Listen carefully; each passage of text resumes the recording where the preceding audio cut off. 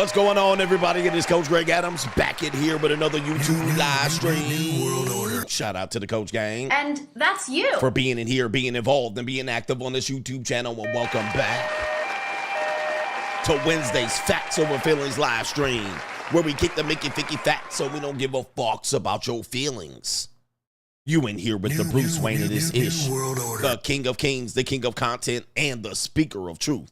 Yours truly, the Notorious One, a.k.a. Mr. Coachellini, better known as the Prognosticator, Coach Stradamus. And you're in the Desert Storm bunker with none other than EWF. That is every woman's fantasy. But you can call me CGA, C God Allah, and I be the 14-time demonetized champion of YouTube. The 14-time. Is that the right way? Are you guys reading it the right way? No, that's the right way. The 14-time demonetized champion of YouTube. We got a great show for you lined up today. We're going to play a clip of Baddie Grannie, LisaRaye. For the white people, she played a stripper in Players Club. LisaRaye, age 57, former First Lady of Turks and Caicos, saying why she only dates rich, successful, and powerful men. All right, why? The reason why we're going to talk about this is not to incite any red pill rage. This is going to prove a point that I've been making for quite a long time. And this is going to prove a point to a lot of guys that think women are going to learn. All right, you will learn. All right. Trouble hard you learn. Yes, indeed. I'm doing Ric Flair numbers. Woo! Almost a 14 time, almost a 16 time. All right, but LisaRaye, a lot of guys think the women are going to hit the wall and they're going to somehow come crawling back and do your bidding. All right, well, yeah, Coach, they're gonna come back and women are going to learn the hard way. All right, I don't think so, sir. All right, we're going to talk about that, and even Kristen Cavallari, divorcee herself, divorcing football player Jay Cutler. She says she's making out her wish list for her soulmate. Oh, my goodness. Oh, the humanity. We have to tell you, man. We have to tell you. This is the instruction that I have to give men in order to live the best possible life that you can live out here. Don't think that these tigers going to change their stripes. Not they stripes. Don't think the tigers going to change their stripes. The women of your generation, you might as well just let them go. Let them go. Let yourself flow. Slow and low. That is the tempo. All right, man. Let me tell you, brother, it is not going to happen anytime soon. And as long as they have these examples out, of course, they're not going to change their stripes at all. Ladies listen to this and they be like, yes, yes. Right. All right. And we'll show you, for the people who don't know, LisaRaye is part of the Grannie, the Baddie Grannie Club with Claudia Jordan, LisaRaye, the other lady I don't know, Selena Johnson, and then Vivica A. Foxx, the Baddie Grannies. All right, all women in their 50s, late 50s, and early 60s out here, still out here in these streets. In these streets. All right, what could have been? What could have been of these lives? All of them abject failures in relationships, if I'm not mistaken. I didn't investigate the other two ladies, Claudia Jordan. All right, these were baddies in the 90s. The 90s is dead. All right. The 90s are dead. Ninja, we done with the 90s. All right, these are the thank you for being a friend. All right, these bitches are the golden girls, all right? And they still out here talking big and bad, all right? I ain't settling. I ain't settling. Yes, indeed. We got that coming up. Kristen Cavallari coming up. She wants to tell you her dream list for her soulmate. And apparently she's been outed for getting her cheeks clapped by Morgan Wallen. I didn't do it. I'm just sharing it. She's supposed to be out here getting her cheeks clapped by celebrities. All right, but anyway. Take a tribute to today's show. $ the Notorious CGA on the Cash App. It's Venmo. Coach Greg Adams TV. PayPal is PayPal.me/Coach Greg Adams. And that is near the top of the description box on the free Agent Lifestyle channel. And you can super chat by clicking the link on the top of the live chat. New world order. On the free Agent Lifestyle channel only. All right. Only. All right. Let me see if Venmo's back up. Is Venmo still down? All right, they letting me go to the page here. Let's see what they got here. Let's see what Venmo's got. I'm going to the earlier contributors, but I'm trying to figure out where's the place where I can sign. Okay, there it is right there. All right, they hid it under some, yes, I accept all of the things. Let's see if Venmo's here. Oh, I need to acknowledge some people on Venmo. Maybe I don't. But this was earlier in today's stream. No government name says you're not lying. I've had women send me money on Venmo and ask for physical cash back. I laugh every time. Woo-wee! Can't you get it through your thick skull that I'm broke? I'm trying to figure out, how do they do that? All right, what? They sent you money on Venmo and ask for the physical cash back. Here, I'll send this over. All right, I ain't got enough to transfer it into my bank account. Wow. Shout out to Xavion, says we've seen it time and time again. He says women will sacrifice her family and marriage for temporary happiness or a fling, whereas men will sacrifice their happiness and health for their wives and family. Yeah, we're going to show you an episode today of a financial guy who interviews people. And yeah, man, I mean, they're whimsical. They're whimsical. They depend on things like, I mean, it's something else. We've seen it time and time again. You sacrifice many, many years, and then she gets to the point where she says she's unhappy. She sacrifices everything to try to fix that happiness, and it's not fixable, right? It doesn't get fixed. All right, my ex was sending Zelle requests. Oh, I love when a woman sends me a request out of the blue. And there's some bitch-ass ninjas that's out here sending me requests too. All right, they be out here sending me requests. I'm like, ninja, is you crazy? What is going on, man? People are wild. I mean, what kind of person do you have to be to send somebody a money request that they're not anticipating? All right, they're just gonna just send them a money request and blocked. Can you block them? All right, I basically just cancel it, but I'm always scared because I don't want to press the wrong button. You F around and press the wrong button, you send them the money. All right, anyway, we got that coming up and a great show. Hey, chill, it's the evening show. We're going to lay down and tell me what's on your mind. What exactly did he do? We got it right here on Straggle and Sniggle Theater. Let's go. Like, ride with me if you ride with me, you can slide with me if you feel like 550 on the 5 sticky, come get high with me, that's a deal, right? Ride. Straggle and Sniggle. Hey, we getting right into it. This is the evening show. All right, what's going on here? Where's my banner? All right, Straggle and Sniggle Theater. Right there. All right, first item up to bid. Straggle and Sniggle Theater. We have a mastodon fight. We're gonna report here. We have two sisters that is gonna threaten this white woman. This is bold. I don't know what part of the country y'all doing this in. You liable to get lynched out here doing some ish like this. But we have two black women out here. They gonna go after this white woman, as ABL says. And let's see what happens after she goes after this white woman. Here we go. It can most definitely get like that because you're talking real tough. Y'all gonna jump me? You talking it's real gonna take two of y'all. Because it'll take both of y'all. It would take both of y'all. It'll take one. Let me tell you, you're talking to the wrong person. Because nobody is scared. Nobody is scared of either one of you. Mind your business.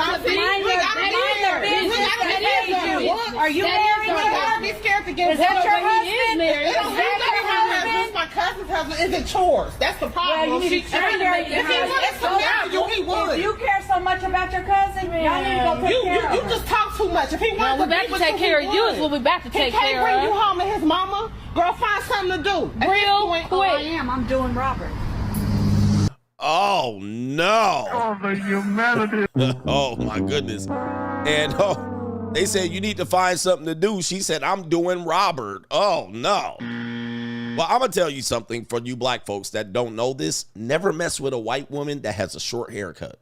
All right. Not like that. Not the low cut Caesar with the deep waves. All right. Don't mess with that. That woman's a black woman right there. Y'all don't even know. All right. That woman has more black DNA in her than you can imagine. All right. That's Oceanside's finest right there. All right. She survived probably cancer, I'm pretty sure. All right. And she probably is a nurse. All right. Looking at those clothes she has on right there. All right. This woman can scrap. Never mess with a white woman with a short haircut like Tina Marie and shit. All right, this woman is not to be played with, bruh. This woman has got lots of BBC in her paws. All right, and she going to mess with him. She said, I'm doing Robert, and she's standing on business. His mama, girl, find something to do. Real quick. Oh, I am. I'm doing Robert. Oh, no, she doing Robert. Damn. Oh, the humanity. Hey, sisters, I'm just letting y'all know, black folks, never mess with an old white woman like that. She probably got some big old soapy titties, too, bruh. This woman took a lot of, she been blacked. She been blacked, all right? Military ninjas. All right, she done took a whole train.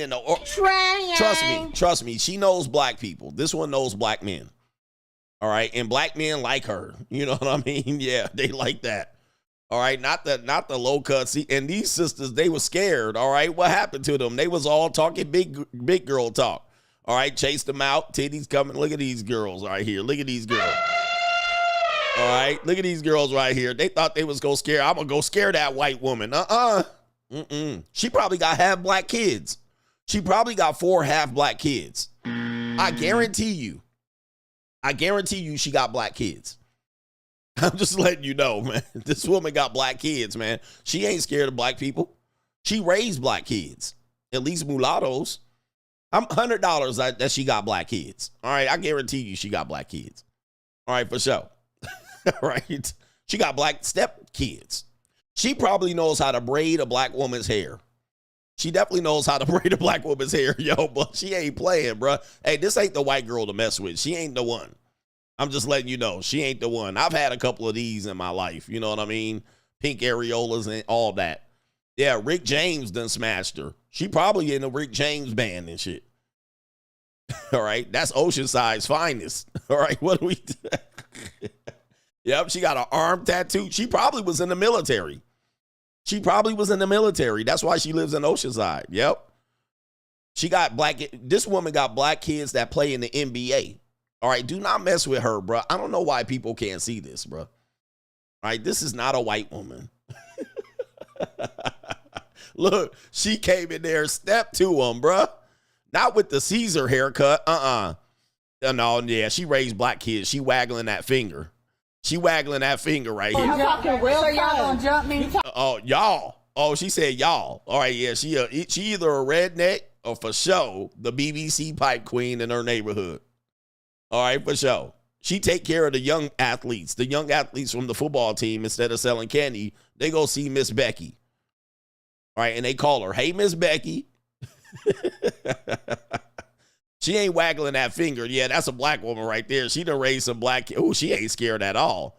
And she used to smoke packs of cigarettes, but she gave it up. Yeah, that one right there. Oh, she got the big areolas. I'm telling you. I bet she got the big pink ones.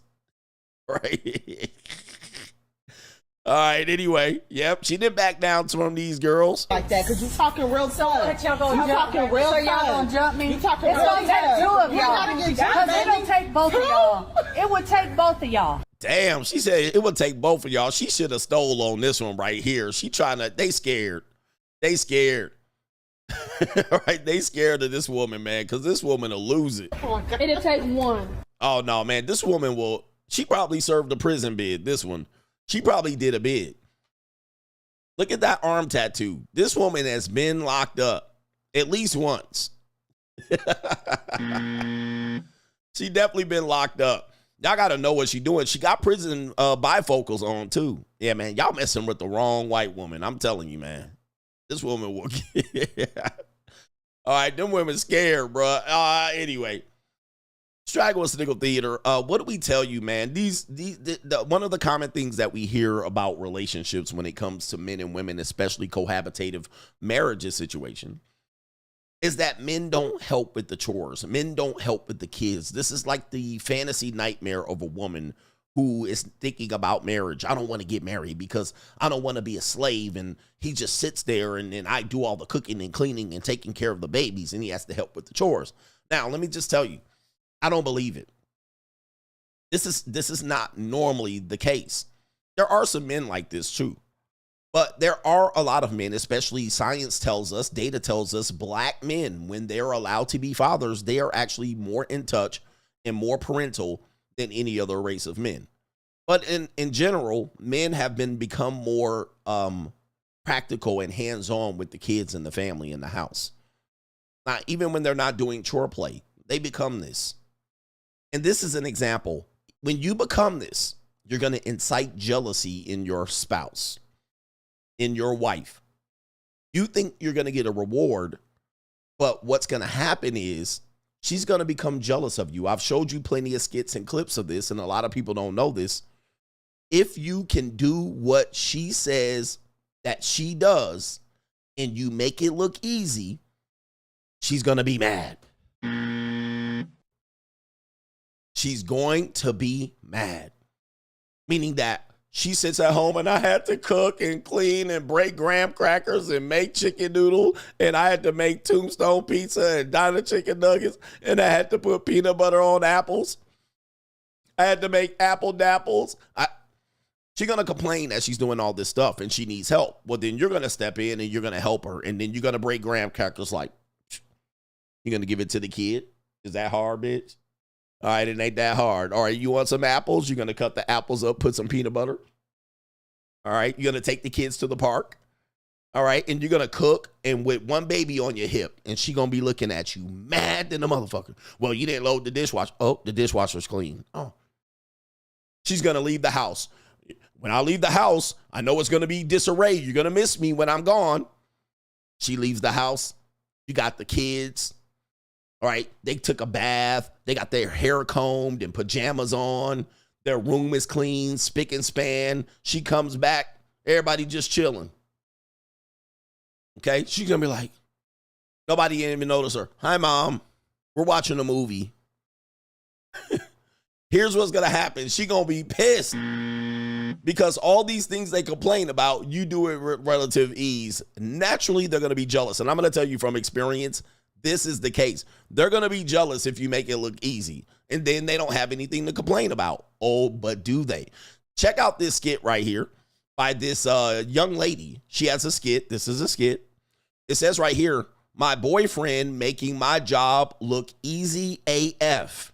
So you can see he has a toddler up there on his neck right here, and he's making some noodles, and he seems to be doing well. All right. It has music in the background, so I can't play the music. There's really no words, but there it is right there. And she says, my hating ass. Now, this is real in the field. Look at this. Look at this. Now, this is the one thing they don't talk about that I've talked about relationships. You know why? Most people in this space have never been in a cohabitative relationship. They haven't been in a marriage. They certainly haven't been through a divorce. They certainly haven't raised kids, and they supposed to be red pill. All right, they supposed to be telling you what to do with your life, and they ain't never lived with a woman. All right, and it's odd. I can tell you from all angles how this is coming, and this is a woman admitting it right here. From what we're supposed to hear is that men don't help, and that if they helped, the relationship would be better.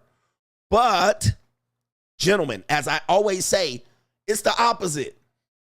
What women are telling you that will make them happy, it's the opposite. Do not believe them. They're lying. Guys, if you didn't see the Manipulated Male show yesterday, they're lying. It is exactly the opposite. If you do help and you make it look easy, then it disarms them from saying that they got to do all of this work. I got to do all of this. And then you do it. And you're like, what's the big problem? All right. And here we go. All right. Here we go. We don't need you. All right. We good. Go somewhere. My hating ass. Here we go. Look, we that good. You're welcome. It says seriously, and the baby be acting like the most behaved child with them. Look, they telling you. All right. I swear the shit y'all complain about be so weak to us. Gentlemen, so this is part of the manipulated man where they're telling you guys, and if you've never lived with a woman, I'm telling you, this is how it be. It says, y'all can't hate on our smoothness. It's regulate. All right. It's regulate. All right. But there it is right there. I'm telling you, it's the truth. And when these people come out here, they always try to find a way to victimize themselves. If it ain't that, or he doesn't help, and then you help, you make it look easy, then it's he's abusive. He yelled at me, screamed at me, but actually abusive. All right. They're the biggest weirdos. out here going. They always gonna find something to complain about, but if you make it easy for them, they will don't think they ain't gonna find something. Man, that's sad to see, isn't it? But isn't this thing, you heard it here first. Men, have you ever experienced this? Have you ever experienced this? All right, this is not one skit. This is not just a skit. You're just making all the things they complain about. You're going to do it with ease, and it's going to piss them off. It's going to piss them off. Man, I swear to God, I love that skit because you think she would be like, oh, good. I like a guy that helps. I like a guy that's good with kids. And guess what? All the other women are going to say, your husband is so great. He's so great with kids. I bet you it's super duper easy. He makes your life easy because he helps you and he gets up and he does what he needs to do. And then her friends are going to compliment you and she really going to be mad. She really going to be pissed. Oh, my friends think you're hot and sexy because you know how to take care of a kid. Oh, my God. She really going to be pissed, man. I tell you, man. It's tough living with women, man. They always going to find something to complain about. Speaking of tough, this is another skit on Straggle and Sniggle Theater. It says, the man behind the Pandering podcast. This is by Rob Kazi, but of course someone else has snatched the skit and posted it as their own without any credit. That's a disgrace. All right, but Rob _ Kazi looks like it's on TikTok or maybe some sort of reels or shorts. Here he is right here, the man behind the Pandering podcast. Listen up, fellas. Don't forget to respect that woman if you want her to be who you need her to be. You want her to submit, but are you being a good leader? You want to come home and her be your peace, but are you providing a peaceful environment? You got to respect that woman. Love that woman. Be tender and kind to that woman. Pour into that woman, and I guarantee you'll get results. All those little things you used to do to get her, you got to continue to do them to keep her. So if you desire your woman to be who you truly want, it all starts with you being the man who she truly needs. Kazi told you that. Peace, love, and respect. Got the ass! Hey, babe, can you go pick up my food? I'm hungry. Damn, bitch! I just stopped the video. Oh, Don't be sorry, ho. Be considerate. I'm working. Can I at least edit the video first? Yeah, but can you get it after you edit? No. How about that? Get the fuck out my face. No. God dang, man. Why are women so stupid? I'm hungry. Pissing me off for nothing. Listen up, fellas. Don't forget.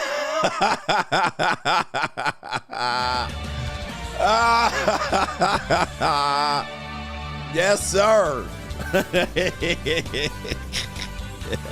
Gotcha, bitch. He made his rent with that post. That Derek Jackson made his rent with that one post. He done went feral. All right, and all the ladies eating it up. Yes, we deserve, all right? But him in real life crashing out like Derek Jackson. He going to cheat on his wife. All right, yo. I love it right there, man. Yo, shout out to Kazi right there. That's a great skit. I'll play it one more time for the people who missed it. Forget to respect that woman if you want her to be who you need her to be. You want her to submit, but are you being a good leader? You want to come home and her be your peace, but are you providing a peaceful environment? You got to respect that woman. Love that woman. Be tender and kind to that woman. Pour into that woman, and I guarantee you'll get results. All those little things you used to do to get her, you got to continue to do them to keep her. So if you desire your woman to be who you truly want, it all starts with you being the man who she truly needs. Kazi told you that. Peace, love, and respect. Got the ass. Gotcha, bitch. He said, is this the All Fugazi podcast? The All Fugazi podcast, too. He said, got him. Gotcha, bitch. Got that ass. He's like, made my money. This ninja is rich now. He's going to buy him a Ferrari. I'm rich. He's fully monetized. He's going to buy himself a Ferrari. He making money in a bag off these women. Hey, babe, can you go pick up my food? I'm hungry. Damn, bitch! I just stopped the video. Yeah. Sorry. Don't be sorry, ho. Be considerate. I'm Oh, man. Jesus. All right. working. Can I at least edit the video first? Yeah, but can you get it after you edit? No. How about that? Get the fuck out my face. No. Oh, my goodness. Jesus. This is terrible. Derek Jackson. All Fugazi podcast. What happened, man? This is not it. I thought you were supposed to pour into her. You were supposed to pour into her. You're supposed to do the things you did to get her, to keep her. All right, what happened to that? That's Yada Awakening. Because Yada Awakening allegedly put hands on her, put paws on his girl. He allegedly got a domestic violation on one of his girls. All right, one of his plural wives. He supposedly put paws on her. All right, but he be out there smiling, you know. Yada Awakening here. All right, yeah, he told her, man, this ninja need to calm down. All right, last one, Straggle and Sniggle Theater says, this woman says she just learned that she was not hot. All right, for black people, that means attractive. All right, hot. You know, that's hot. White people still use this, hot. You know, ninjas don't use hot. She cold. Whatever it is, the opposite. Damn, she cold. She cold. White people say hot.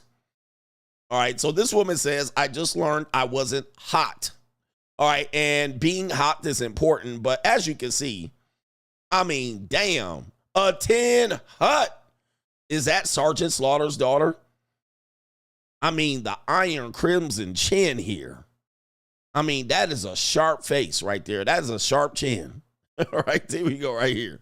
So, I mean, I could see from far. All right, from far, I would think she's hot, but wowzers. All right, this is definitely a Stock Factory issued white girl. All right, so she says, I just learned I'm not hot. So I just found out that I'm not hot. And this was based on a really humbling experience where I'm trying to get 4 men together to help me move a really heavy object from point A to point B. Not a far point A to point B either. And I can't do it. It can't be done. I'm in hell. I've tried for days, texting every man I know. Can you please come help me move this heavy thing? It's a piece of granite, by the way. I think we can use that as a gauge. Number 1, can you get a group of men to help you move a heavy object from point A to point B? Number 2, how far can you get them to move it? Because what I need is a piece of granite moved about 15 feet. Cannot gather 4 men to do that. Oh, I can't. I'm going to be hung over that day. Oh, I can't. Football is on. Wham! Number 1, they don't make men like they used to. Because how come nobody wants to be helpful? Little helpless old me? You want me to pick up the granite slab? Why? You're not being helpful. Number 2, I need to level up. I need to level up. I need to get hotter. I don't feel like a hot woman would have an issue with this at all. She'd have that granite moved. She'd have a kitchen up. Oh, man. I mean, this is the white girl's plight. This is the white girl. I've always instructed you. This is the plight of the white woman, right? They all look at it because here's the problem with this. You know, she looks like every other white woman in the world, all right? She don't look that much different than any other semi-hot, somewhat partially attractive white woman. She ain't bad. But how many white women you could go to Newport Beach, spin in the circle, and find 50 of them. You could close your eyes, blindfolded, spin in the circle, point, and you'll be pointing to one of these. This is a regular, nondescript white woman. You could go to Greendale, Wisconsin, and there's a whole bunch of these here, bro. I mean, this is pretty basic. As basic as you, I mean, it could be worse, but it ain't that much. All right, but yo, she's sitting up here. Where the white women at? Right? Here's the problem. Here's the problem. She's saying that she needs to get hotter, so she's going to get Botox in her lips, and she's going to, you know, she's going to get fake titties. She's going to get this complex that if she gets so slightly hotter than this, all right, she will have an easy life, a.k.a. the manipulated man. So all white women look at other white women and say, well, how come she got a prince? And the white woman will look just slightly better than this with makeup and their hair done, right? A Brazilian blowout or their hair curled up. And extensions, right? You can add some extensions and maybe some volume to your hair. Get some falsies. Get some of them boulders on your chest and some duck lips. I think you'd be all right. All right, but there's not much more you can make to this. Maybe some eyelashes. Okay, but what happens is they look at every other white girl and they'll be like, well, how did she get that? And so now she's like, I need to level up. I need to get it hotter. And then I'm going to get a better guy. And then he'll hire movers. But here's the last part of it. The manipulated man. We talked about the manipulated man yesterday. She basically is showing you the manipulated man, how she wants to manipulate men through beauty or getting hotter. And then she wants to do what? Get you to move stuff. What happened to men? How come we can't manipulate them? I mean, that's what she's saying. I mean, I'm going to play it again for people that want to hear it. She basically is screaming out, why won't men help me? I'm a woman. I'm pretty. I need them to do something for nothing. All right. And it's based on my inability to manipulate them. That I'm not hot. And this was based on a really humbling experience where I'm trying to get 4 men together to help me move a really heavy object. And what are you going to do for them? Are you going to drop that neck? It's barbecue in there. Are you going to pay them? Trying. Are they going to clap cheeks and run a train on you? Trying. Guys, this is what's happening with men. Men are not easily manipulated anymore. Right? Even the guys, even if they're not red pill, they're like, nah. All right? Your beta male orbiters ain't on the move. All right? You done kept their ass in the friend zone. They're not helping you. All right? That's the sad thing here. From point A to point B, not a far point A to point B either, and I can't do it. It can't be done. I'm in hell. I've tried for days. I tried for days. I text all my friend zone ninjas. Every man I know. All my ninjas in my beta male orbit, and nobody's moving. I text Chad. I text Chiron. I text my beta male orbit, and no men are helping me. All right, so you're a big girl. Now, why don't you get 4 women together to move the granite? Because they will crack it, I'm pretty sure, and now we'll have to get some new ones there. Can you please come help me move this heavy thing? It's a piece of granite, by the way. I think we can use that as a gauge. Oh. Number 1, can you get a group of men to help you move a heavy object from point A to point B? Number 2, manipulated man. Manipulated man. Can you get, let's use it as a gauge. Not because I'm going to do something for them, not because I'm going to pay them, not because I'm going to line them up and drop that neck and finish them off. Right, pause. All right. Hey, yo, chill, son. Hey, yo. Let's use this as a gauge. Let's figure out how we can manipulate men. Right there it is right there. And they're out here trying to figure it out. They're trying to figure it out and go through all the manipulation tactics, and they can't do it. How far can you get them to move it?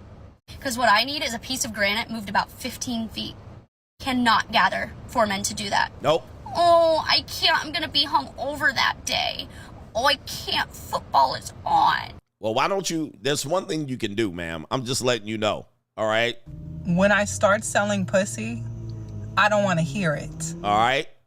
I'm pretty sure if you went over there and cocked them legs open, I bet you they would come over there. They'd be over there quick.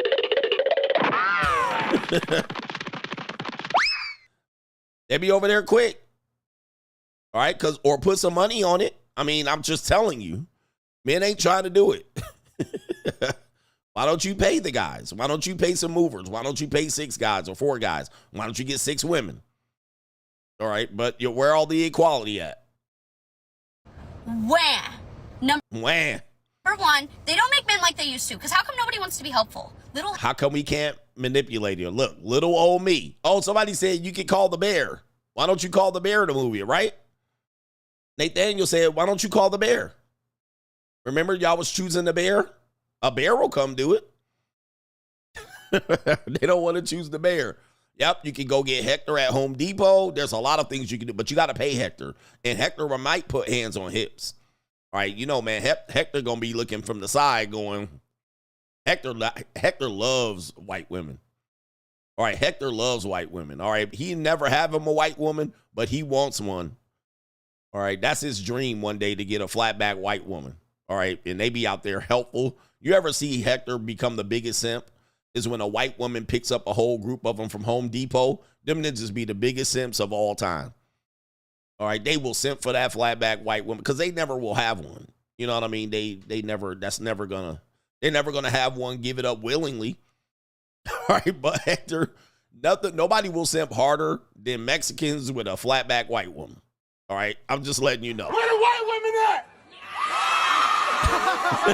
Right, them niggas going in. You're like, I never thought I would have one of these suburban cookies. It's never going to be offered to him. That's never going to be happening. So unless he takes it without consent. All right, anyway, shout out to Hector. All right, Hector be back there doing the landscaping like, oh boy, one day. One day, I'm going to get one of them soccer moms driving the goddamn Land Rover. One of these days. Oh, my goodness. Oh, my goodness. Anyway, yo, man. Wow. How can I manipulate men? Nobody wants to be helpful. Little helpless old me. Little helpless old me. Damsel in distress. Damsel in distress. Man, if you don't see the manipulated man in this clip, you will never see it. That's Straggle and Sniggle Theater. Like, ride with me if you ride with me, you can slide with me if you feel like 550 on the 5 sticky, come get high with me, that's a deal, right? Straggle and Sniggle, my goodness.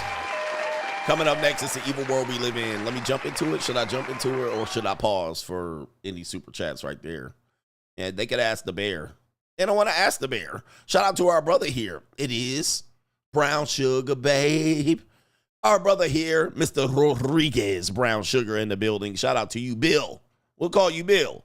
Shout out to our brother here. It is you yet, coach. I watched the Manipulated Man show. Wow, what a show. He said, damn, just makes you realize society have brainwashed men into thinking that providing for a woman is what makes you a man. He says women have manipulated men for years into thinking that we need to protect and provide from them, which is the basis of the problem is a lot of men will be like, well, we don't have to do that.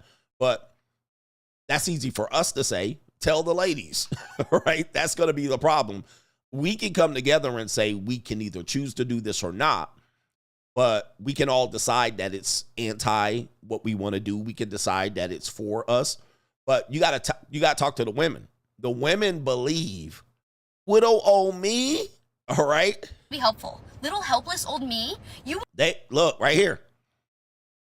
The damsel in distress. So when you watch the Manipulated Man show, it is an eye opener to what I've been teaching you for years. What she wrote in that book in the 1970s is that there's conditioning and brainwashing centered around this, and we see men that carry this even further, like the Steve Harveys of the world, where he has 1, 2, 3 women. And he takes care of all of them. I gotta take care of all these women no matter what. I gotta do 8 TV shows and I gotta take care of all these women. These the children of my mother of their children, whatever the fuck you call it. And we've been conditioned to believe that this is our role, our soul role, and even religion that plays a part in it. So I get it, but when they make it and force you into that role, and then you just become a slave. And you're measured up into how you provide. Yeah, you get put in a no-win situation, Shout out to you. Yeah, watch that show. The Manipulated Man there. JC says, I was watching some Bronny James highlights and thought, what are the odds of us getting CGA and CGA Jr. duo at Popeyes? You can start them on the drive-thru. If that doesn't work, you can bust them down to the Fryer Station. Shout out to you there. He got a job. Men are supposed to provide and protect, but I choose the bear. And I'm going to tell you, man, providing and protecting, although I'm a provider. I'm a natural provider male, right? And not just to women. I've provided for a lot of people. I'm a true protector. But protecting comes with, you have to get control in order to protect. I have to protect you from you. But let me just say this. While I am a true protector, I've been conditioned to be a protector, and that's where I find value, right? Here's the problem. It doesn't guarantee you anything. It doesn't guarantee you that you will have a marriage. It doesn't guarantee you a loyal woman. It doesn't guarantee you a good wife. It doesn't guarantee you not to get divorced. There's no guarantee. Now, that's the problem. That is the problem that I cannot control. So I tell people, hey, I'm going to do 100% zero. I'm going to provide. But that comes with certain trade-offs from the woman. That comes with she's got to give up something. She got to sacrifice something. She can't just be like, well, I'm going to be independent and you're going to provide. No. But even if you do, she might agree to it, but she can also bait and switch you and pull the rug. She could do yo rug pull. Okay, now that you're stuck providing, you slave, you goofy ass male provider, guess what happens? You're stuck in the role and she'll pull the plug and claim her independence. And now you have no protection. Now you need protection, right? Now you need protection. The old marriage will. So that today is the problem. That I find the problem. I don't mind men providing and women doing whatever they think they want to do, cook, clean, be the homemaker. But even women are rejecting the homemaker, but they want you to be the provider. You're like, wait a minute. I actually played a video of someone even breaking that down. It was like, okay, wait. So now that you got him being a provider, what are you doing? You're the independent woman? It's like, whoa. Yo, rug pull. And they just pull the rug and then go back to their independent life. You can't tell me what to do. You ain't my dad. Don't speak to me like you're my father. And you're like, really? Right here. You're like, I'm the pappy. I am the pappy. You can't tell me. It's all. That's why I find problematic in this protector provider model. And shout out to the women. Some woman was telling me the other day. She was like, she was like, oh, I could never be a housewife and this and that. It was a young woman. And she was like, I'd never be a housewife. No, I never go. I'm like, okay, wait a minute. Jesus. She's like, I want to go out and make my own. It was a young girl. It was a woman, 24, 25 years old. And I was like, damn, you ain't going to make it. You ain't going to make it. What man is going to take that deal? I hope you're going to be like this woman we're going to talk about later. 57 years old, still talking that shit.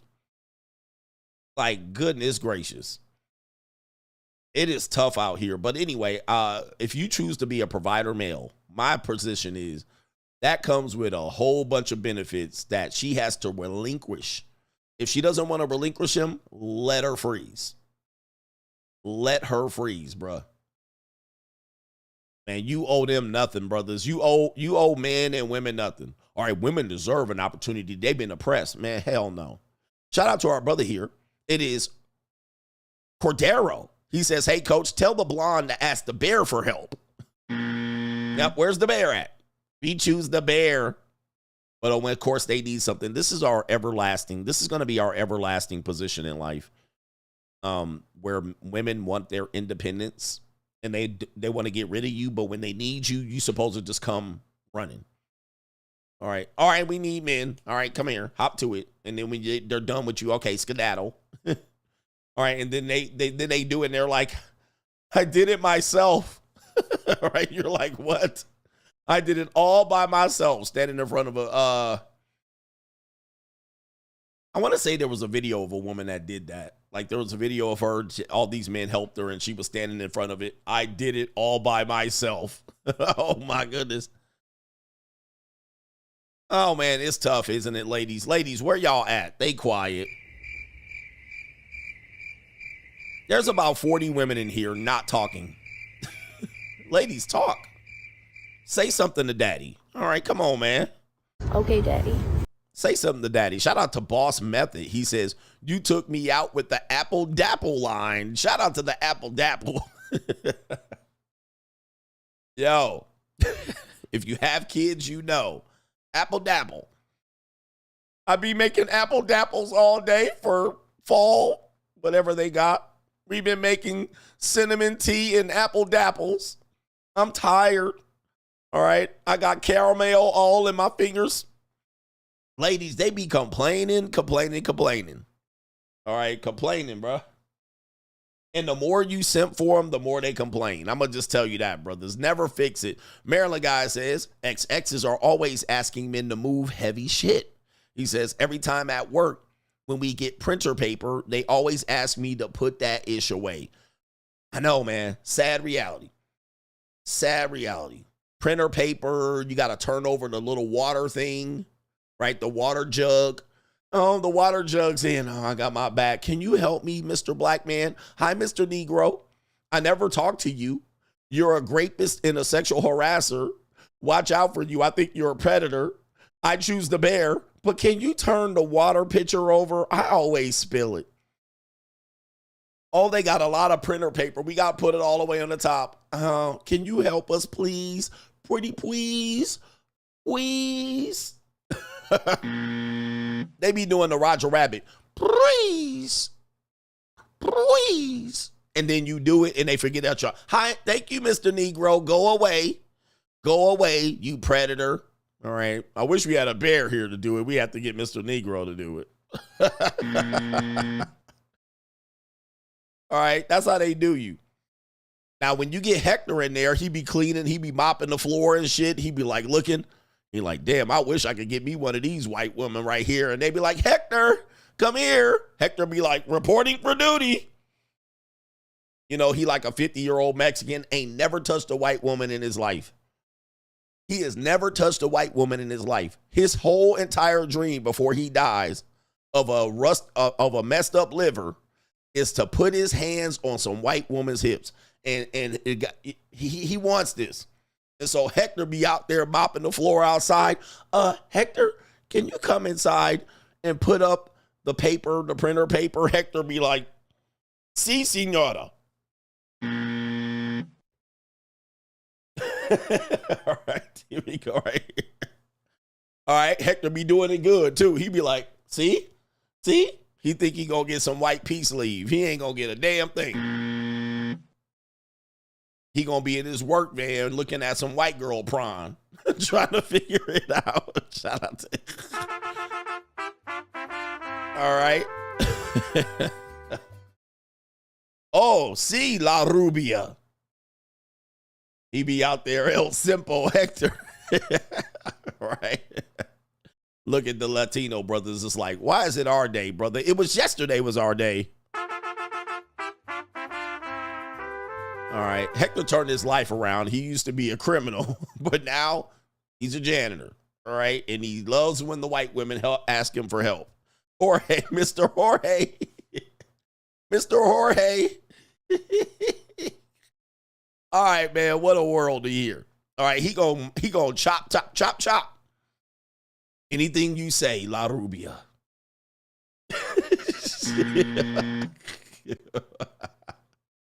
Oh, my goodness.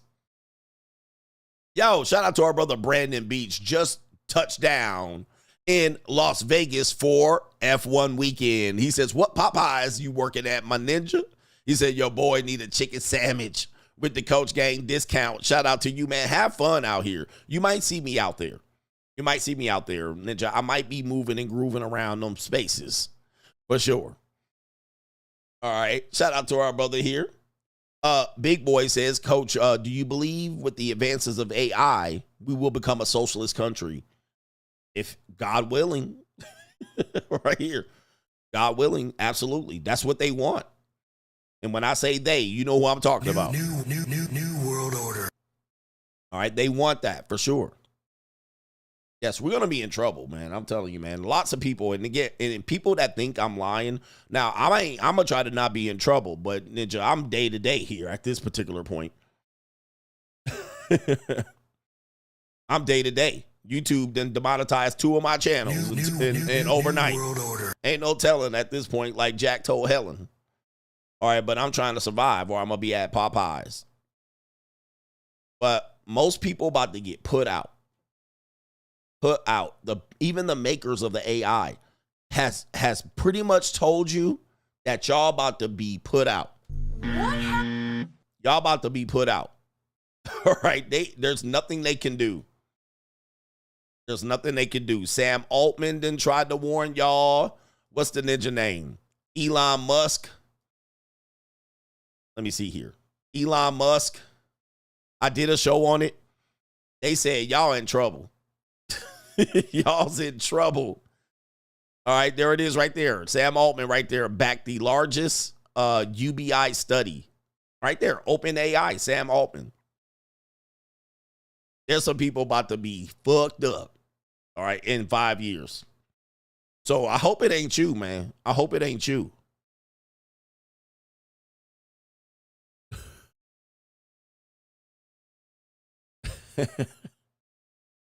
All right, I hope it ain't you, man. Shout out to you. It's tough out here. So, yes, will we be turning to socialism? Yeah, for the most part. But I often believe that we already have a partial socialist, democratic socialist economy already. There's already people living in socialism. So what do we do? Like, there's people right now. I would say 40% of the American people are living socialism. They're already living in socialism. Like, you guys are stuck somewhere in the bottoms, stuck in the barrios, stuck in these neighborhoods. You know, you barely making it economically. You can't move up. A lot of you guys are definitely addicted to the handout system, which is basically the giving you crumbs, right? Giving you crumbs to patch up the fact that y'all ain't never going to get out of it. And you guys always reach to it. First thing you reach to it. And again, there's all kind of government handouts, even millionaires and billionaires, colleges and universities, and everybody's living off the government. But some people are parlaying their government handouts. Most people are not. All right, so I would say 40% of people are living socialist lives already. And they're asking for more socialism every day. Right? Every day. They're asking for more socialism every day. We want more socialism. We want more. More. We need help. And ask yourself this. How many people have used these things and actually got out of socialism? Right? How many people have used anything and voted for whatever handout and literally got their way out of it and dug their way out of the hole? Or did you dig yourself deeper? Or are you in the same spot? Or did inflation make you to the point where you couldn't advance? Like, the more y'all ask for, the bigger the hole you dig yourself in. Like, that's 40% of America. And certainly 70% of the black community, if there is one. Most people don't get out of the hole. You basically just keep digging yourself deeper and deeper. That's what socialism does. I mean, it basically is a path to nowhere.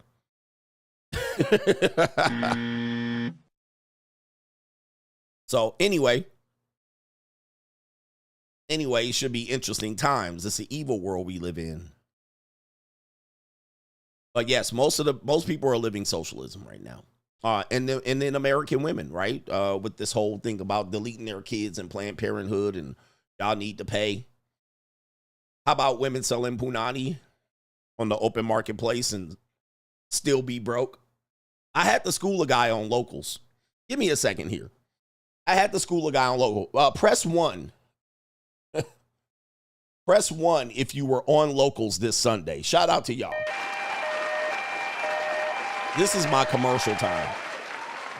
You have to bear with me. I don't have commercials on my channel. All my channel is grift commercials. All right, so bear with me. All YouTubers do this, by the way. But this is a commercial. You can take a pause here. KT King, man, I'm about to take your wrench. All right. But here's the thing. Here's the thing on this one. There was a guy on this Sunday on locals. He had a good stream. Go over there and go on locals. Click the link. You want to learn about the Jew Code, the monetized dating marketplace. There was a guy on the stream that said, I don't know how women are not rich. Because we're going to talk about this with LisaRaye. I don't know how women are not rich when they're collecting all this money from men. Now, gentlemen, wait a minute. Gentlemen, men, this is so we did a little math. We did some CGA math on locals. We did some CGA math. Gentlemen, I'm going to tell you, there's almost no way any woman is going to get rich selling no Poonany. All right? There's no way. What kind of math? What's wrong with ninjas, man? Ninjas be out of control. He says, I'm glad I asked that question. I'm here for the rant. Thank you, man. Bruh. What is wrong with y'all, man? What is wrong with men? I mean, this is where we got to really take our mind and realize that like 0.01% women going to get rich from this. The rest of them is like, they'll get some money. They'll make more money than y'all goofy asses. But they gonna spend it. They about to spend all that money. And they gonna spend it soon as they get it. Soon as it's in their hands, it's spent. They be out here buying weed, vape, dresses, Temu, motherfucking heels, purses, trips, bracelet, watches, dinner. They ain't getting rich. They're not going to get rich. Now, they might make more than you goofy ass ninjas doing your job working at Popeyes. They certainly going to do that. But let me just say this, and I'll say it again. They get the Zoe treatment. Look. Hair, makeup, esthetician, facials, vagina waxing, everything. That is all independent. They going to be at Sephora, Shein, Ulta, Brazilian blowout, waxing, duck lips, fillers, filters, BBL, hair extensions, hair braids, hair weave, hair bundles, Lululemon. They gonna blow that money quick soon as it's in their hand. Fur coats, coats with hooded furs. Yep, Target. That money gone, bruh. Fashion Nova. What is wrong with ninjas, man? Gas to go from appointment to appointment.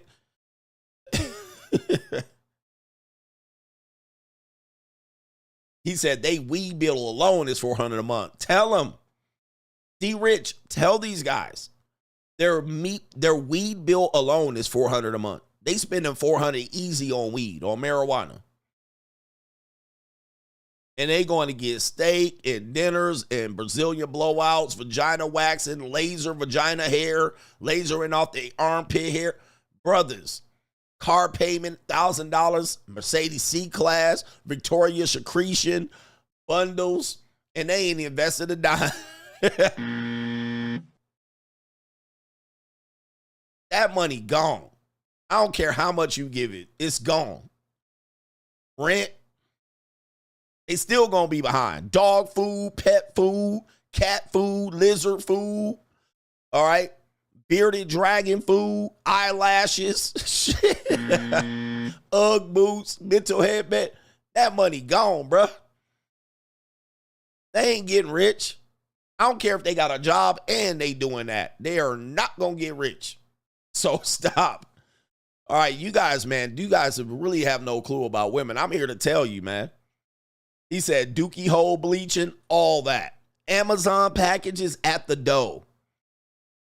Starbucks, tell these guys, man. Nails, pedicures, massages,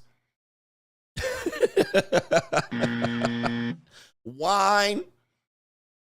That shit gone soon as it hit their hand. Right out to the damn man almighty.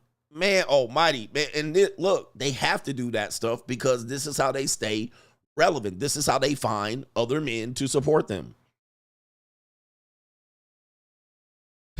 He said Fenty. Yep, they be at the Fenty store. Unbelievable, man. Unbelievable. Get with the times. They are not getting rich off of this. There's nobody. I don't understand how they don't get rich. We added it up. I was like, if a woman, let's just say a woman had a sugar daddy or two and got $5,000 allowance. I said, that's out of 12 months, that's 60 grand tax free. And she will have $0 left of it. None. There will be very little of that left by the end of the year. And as we know, most people get complacent. They do a little bit and they get a little result and they chill. Just like you're a car salesman. You're going to sell 2 cars. Well, I met my quota and you're going to have your feet up for the next 28 days. There's not that many people out here hustling and grinding and getting no women out here just pulling 20, 30, 40K a month. Now, there are some small percentage of people doing OnlyFans and that, and they got a sugar daddy and they got this, and there are a small percentage of women out here doing that. It's very small, 0.01%. Most of these people live in rundown apartments. I pick them up. They be fine as hell, living in some rundown, ramshackled ass apartment. If they ain't living with their parents, They not put up in no upper high rise, sky rise. Oh, boy. Anyway, I'm trying to help y'all, man, understand. That was my commercial for Locals. Look, you can create a free account over there on Locals. You can contribute to the Coach Gang. You can even be a part of the show by adding posts that you think are relevant. Most of the posts, sometimes you're doing things I've already covered, but that's all good. You're sharing it with the Coach Gang. Sometimes you get interactions over there, and also you get the Sunday stream if you contribute and become a premium supporter over on Locals. Okay? A premium supporter on Locals. Yep. I picked up this one girl, 18. She was in a hotel room, run down shit, in the way off the outside of Henderson, like on the odd side of town. Right? I was like, where the hell you at? She was in some Days Inn. Fine ass little 18-year-old, man, bruh. I'm like, man. As soon as she pulled up, it was get 'em daddy time. Okay, get him, daddy. All right. But guys, we got to understand, man. That's just like the socialists. That's like the people that vote for socialism. They get a UBI and welfare and WIC and EBT. Do they become rich? Now, that might be scandalous and get child support, and they'll pull in $3,000, $4,000, $5,000 a month. Do they work another job that gives them $6,000 a month on top of that? No. That's what they get. That's all they get right there. And that's the end of it. They don't become rich via this system. They basically live foot to mouth, hand, robbing Peter to pay Paul. And they have basically a circle, and then 18 years will go by and it'll be cut off. And they won't know what to do. Anybody think they're going to get rich, or people are getting rich off of socialism by scamming the government and all of that, and they're going to get out of the hole? They never do, because it takes a different mindset to get out of the scamming the system, child support, EBT, WIC. That's not going to get you rich.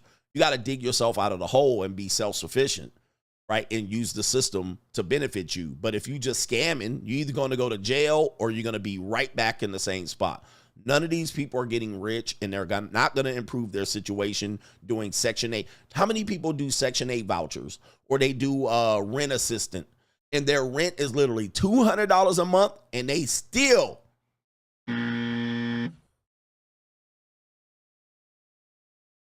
come up short, and they be out here selling 16 zips, out here selling pussy, going on dates with men, getting them for their money, scamming, credit cards, stealing. They be boosting from Kohl's for school shopping days, and they still don't make the $200 on rent assistance. That's socialism in action. That's socialism in action. It is mind-boggling, bro. They still don't do it. It is absolutely mind-boggling. They still end up fucked up. And they kids still end up messed up. So never think any of these things, man. I can never pay a woman. They're going to get rich off of me. They are not getting rich. They're not. All right. Don't ever think that. Now, they might make more money than you working at the Jiffy Lube, but that's neither here nor there. Shout out to Big Boy with this question. And there was another guy out here with a great question. He touching down in Vegas. He wants to know what pot pies I'm at. That's Brandon Beach. Shout out to our brother here, Yes says, have you heard the football player Kyle Walker's wife is having a second thought about divorcing him? Yes, I did. I covered that. That's the, he wants to, okay. So I covered the story. There's an update. The second thought's about divorcing him because he plans to move to Saudi Arabia, where he could make triple millions, the same club that made Cristiano Ronaldo the richest player. So now she's shuffling now. All right. She's shuffling. So I'm going to have to check that story out. Thanks for that update. Thanks for that update. Yeah, my man said spending it on coca. Dude, I've seen it all, and it's mind-boggling. That they will spend it on coca. They will get it on coca, or they'll suck off a dude that has coca's salami. All right, they'll do that. But they got it made. You think they would parlay that? They don't. They spend it and waste it. Oh, by the way, let me tell you a story. This is a locals exclusive. I told this story on Locals. Met this flatback Supreme. She JUCO specific. Okay.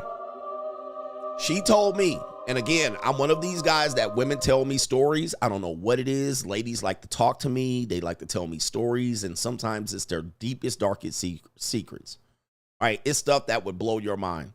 She told me when she was 5 years younger, so she was about 27 when I met her. She was 22. Listen to this one. This will make you sign up for Nocals. She said she met a guy, rich guy. She was with him. Sugar baby, sugar daddy.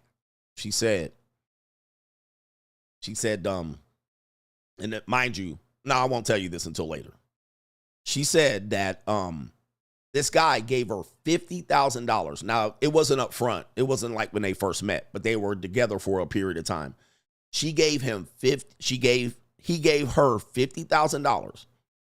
Now, you would think she would be rich, right? She gave him, sorry, I'll keep saying it wrong. He gave her $50K large. You think she would invest it, put it on Bitcoin, right? Let it ride, go to the 00 roulette table. You think she would go over there on blackjack, 3-2 odds, and hit the whammy? No, she blew it. She said, I blew it. She said, I blew it on titty implants. I took my girls out on trips in coca. Then she said, once she blew it, she went back and asked him for another $50K. And he said, nope. Cut her off. Now, this woman was driving a Dustmobile. And yes, she had OnlyFans. And she was driving a beater. I'm talking about a beater. The car was so rusty and dusty, I didn't even want to let her pull up and park in front of my house. Right? And it was a beater. Yeah, she had OF. And I was like, damn. Jesus. It's an evil world we live in. Who remembers that story? I told you that on Locals. I was like, did nothing with it. This is why I'm going to tell you, women and money don't mix. For the most part, just chalk it up. Now, there are some executive, overweight, 55-year-old feminists. They're probably doing well. I don't care about these Betty White women. You guys don't count in the story. Most women, other than those 55-year-old feminists that's doing it well, most of them broke. I don't care if you gave them $50K large, $500, $250. I don't care if you gave them 100,000 baht, 10,000 baht, 3,000 baht, 1,000 baht. They almost always never parlay it into riches or wealth. I'm going to prove that later on in today's show. It's like, bruh. Let you get it through your thick skull that I'm broke. Dead, flat, stony, broke. I've got $3.85 in my purse. It's a fact. If they start off, especially if they start off and they're somewhat attractive and young, forget about it, bro. They're going to be broke down by 30. They don't have the wherewithal, bro. And I was like, oh man. And she had a whole bunch of other problems that I'll discuss it on Local. She had mad other problems, but she was a flatback Supreme. White girl, blonde hair. I mean, I would call her, she was more leaning towards crystal meth at this point, all right, because she was on the coca. I mean, it is mind-boggling, the stuff that I've seen. And it's not just at the JUCO. It's in regular everyday life. They almost never get rich. All right, anyway, what is this? It's an evil world we live in. It's an evil world we live in. All right, Heidi Fleiss is the only one. Yep. Well, you know what? I'm not going to say what race, what people. We know I can't say that. Heidi Fleiss. She was the only one, but then she got caught. It's the evil world we live in. All right, what do we got here? We got Karen's going crazy here. Hey, ladies, it's not the men's fault. We would love a supportive woman and to support her, but a lot of people think it's misogyny. That's the problem. Okay? But it's not misogyny. Ladies, you know this to be true. Girl, you know it's true. Ladies, come in here. Huddle up, ladies. Okay, daddy. All right. Huddle up. You know just as much as I know. Nobody hates women more than other women. You know this is true. Now, I know you guys don't want to call out your sisterhood, but you know and you've experienced this. Even a woman, there was a woman, an actress that said, look, there's no female support. This is all a myth. Women don't support each other. I can't remember the actress. I didn't share the story, but it was an actress that just came out in Hollywood that said women don't support each other. It's a lie. Nobody hates women more than other women. Now watch this. It says Karens be coming out of nowhere to hate. There's a young Ling that set up her camera to do a TikTok or a video or a get ready with me. And watch what happens. Chaos ensues.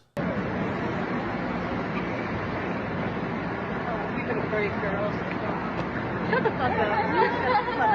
You shut the fuck up. You shut the fuck up. You shut the fuck up. I'll lay you out so fucking fast. You're like 60 years old. I will still lay you out. You're like, I'll push you down the stairs and you fall off. Yo, I'll kick you. I will kick you. I will kick you, old lady. Come on. I will fucking punch you right in the fucking face. What the fuck is your problem? Call me an old lady, fucking no. Fuck you. Damn, ninja, that is a L.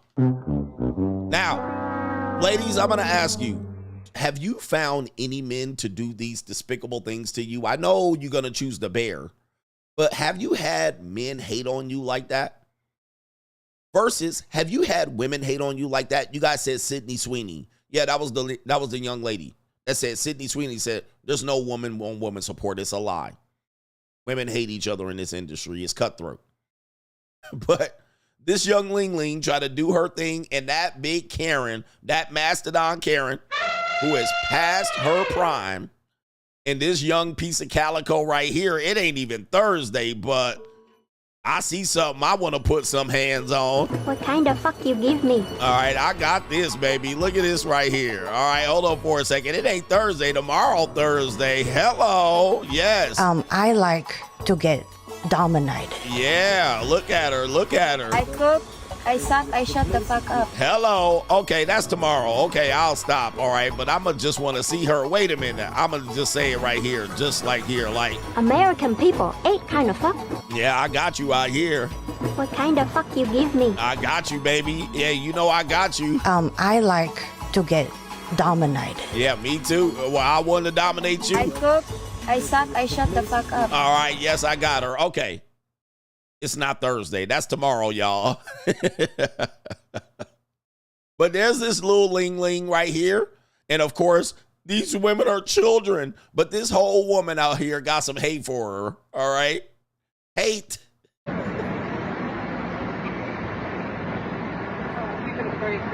All right, and so look at that big mastodon coming in here with the hate. All right, mastodon coming in with the hate. She said, give it up, girls. Damn, that's some hate. It's Thursday in Asia. Okay, yeah, so it counts. That is crazy. Look at that right here. Give it a break, girls. That's what the mastodon Karen said. Shut the fuck up. All right, and so one of the Ling's friends told her to stick it. You shut the fuck up. All right, and so there they go right there. She basically said to CGA. What kind of fuck you give me? All right, that's what she said right there. And now it's on like Donkey Kong. Shut the fuck up. You shut the fuck up. I'll lay you out so fucking fast. You're like 60 years old. I will still lay you out. You're like, I'll push you down the stairs and you fall off. Oh my goodness, ladies, look, man, chill. Oh, the humanity. Look at that. That is assault, by the way, just so you guys know. I mean, you don't have to hit nobody to assault someone. So that is assault. Man, and look at that right there. Oh. She's in her I Like Black Guys season. All right. She's like, you know what I like? I like chocolate. This is the type of woman that matches me on a dating app, and she matches me and says, I like chocolate. All right. This one right here. All right. Yeah. She's in her I like black guys phase. All her parents are dead. Now she can just go out there and freely get her a black woman. All right. A black man and a woman. Oh, come on. What's your problem? Come on. Yo, I'll kick you. I will kick you. I will kick you, old lady. Come on. Oh my goodness, ma'am. Chill out, man. What is going on? I will punch you right in the fucking. Wow, that's terrible. What the fuck is your problem? Call me an old lady, you fucking. No, fuck you. Oh man, don't mess with them Linglings. They will poison your ass. All right, that was aggressive. That was aggressive. Why is she so mean to women? Why are women so mean to each other? All right, what do we got here? It's the evil world we live in. For the gentlemen that say, Coach, we need to make these women sign a non-disclosure agreement. Coach, we need to get these women to sign a prenup. Well, this guy got into a relationship with a woman. Apparently, they're on the phone arguing. He said that he wanted her to sign a non-disclosure agreement before they got married and a cohabitation agreement, a relationship contract, and she refused. Let's see what happens next. Elliot, she wants to know why you ghosted her. What happened? I'm only on this call, so I'm crystal clear. Okay. We're never going to be together. I asked her to sign an NDA and a relationship contract, just like I do with anybody I get serious with. She refused, insulted me. Now we're here in a public forum talking about, well, like, why? This is all there is. I don't want to say anything more about the issue. We're done. I'm finished. I don't know how to be more clear. That was 2 months ago when you asked me, and I even told you that I'd consider it if we were getting married, but 3 months in, and you're trying to make me sign a relationship contract. That's not how normal people date. How many of your exes brought you to Europe on a whim? I'm not your average person. I don't accept anything less. You were starting to meet my friends, my family, my inner circle. I felt things were getting pretty serious. The last time I got serious with somebody without anything like this, they tried to sue me for emotional compensation because they said that I upgraded them. So because some other girl decided she was owed emotional compensation, now I'm supposed to sign a contract? That is insane. And I'm not that person, and you know that. Maybe if you hadn't ripped up the contract in my face and gone on a rant about how I treat relationships like business deals, we wouldn't be here. This isn't a contract. We were in a relationship. Elliot, she wants to know why you ghosted her. All right, so he ghosted her, man. He was like, man, I'm gone. You don't want to do what I tell you to do? I'm out. Well, just because another girl did it doesn't mean I'll do it. Never fall for that, guys. That's a lie. That's a lie. Just because your ex did it to you and you're bitter and hurt doesn't mean I'll do it. No, she'll do it. And judging by that raspy-ass voice, judging by that woman's raspy-ass voice, she would do it too. All right? They always say, I would never do anything like that. Manipulated man, you go ahead, well, okay. And then you're going to wish you got the contract signed. What kind of normal person does that? I'm not a normal person. All right? Stand on business. He learned from CGA. Men are in love, women are in business. And he learned the hard way. He got burnt, and he said, no mas. Well, it was only 3 months. Oh, no. What kind of woman does that to you? Just because she did it to you doesn't mean I'll do it. Well, I'm going to make sure you're not going to do it. All right? Sign the contract. All right? You want a relationship? Sign the contract. You don't want to sign the contract? I'm out of here. And he said he ghosted her. And she's like, why did he ghost me? Nah, man. Not that raspy voice, Kaylee. All right, that woman definitely a drunkard. What happened? I'm only on this call, so I'm crystal clear. Okay. We're never going to be together. I asked her to sign an NDA and a relationship contract, just like I do with anybody I get serious with. She refused, insulted me. Now we're here in a public forum talking about, well, like, why? This is. Yeah, man. He like, well, hey, man, I don't got nothing to do with this. She didn't want to do what I wanted her to do. You out of here. Plain and simple. That's all there is. I don't want to say anything more about the issue. We're done. I'm finished. I don't know how to be more clear. Yeah. That was 2 months ago when you asked me, and I even told you that I'd consider it. I consider it. Raspy voice Kaylee. Watch out for raspy voice white women. I mean, this is not good. All right, but she been out there doing lots of coca and partying and screaming over loudspeakers and doing raves. All right, but I consider it. Okay, nah, baby, consider it or I'm out of here. You can consider it, but I'm not talking to you anymore. we were getting married, but 3 months in, and you're Yes. trying to make me sign a relationship. Yeah, that's how it works. Stand on business. 3 months in, you wanted the relationship, right? Here, this is what we're doing. And you can already see that he ghosted her for 2 months, and she had the nerve to drag his ass back out on the radio. So he already knew going in. He dodged the bullet. He dodged the bullet. All right, what are we doing here? We got it's an evil world we live in. This is a video somebody suggested about a woman. This is, guys, you want a couple? You want a couple? You want to be in a relationship? Well, money conversations get a little bit fishy, even for men and for women. This is going to be, you know, people break up because of money. The money's funny, honey. All right, listen to this video here. You have a woman out here playing dumb. She doesn't know anything about money. She had some previous issues with her parents related to money. She's a spoiled princess. She definitely ain't going to lift a paw to do anything. She's not going to be out here starting businesses. She's not going to be out here starting businesses and telling bundles, and we're out here hustling. She's not going to do any of that. She's found a gump, and she has clamped down the legs. Here we go. What would you want to feel in your first money conversation? I'd want to feel like there's hope. Like there's... By the way, she getting fatter and fatter, too.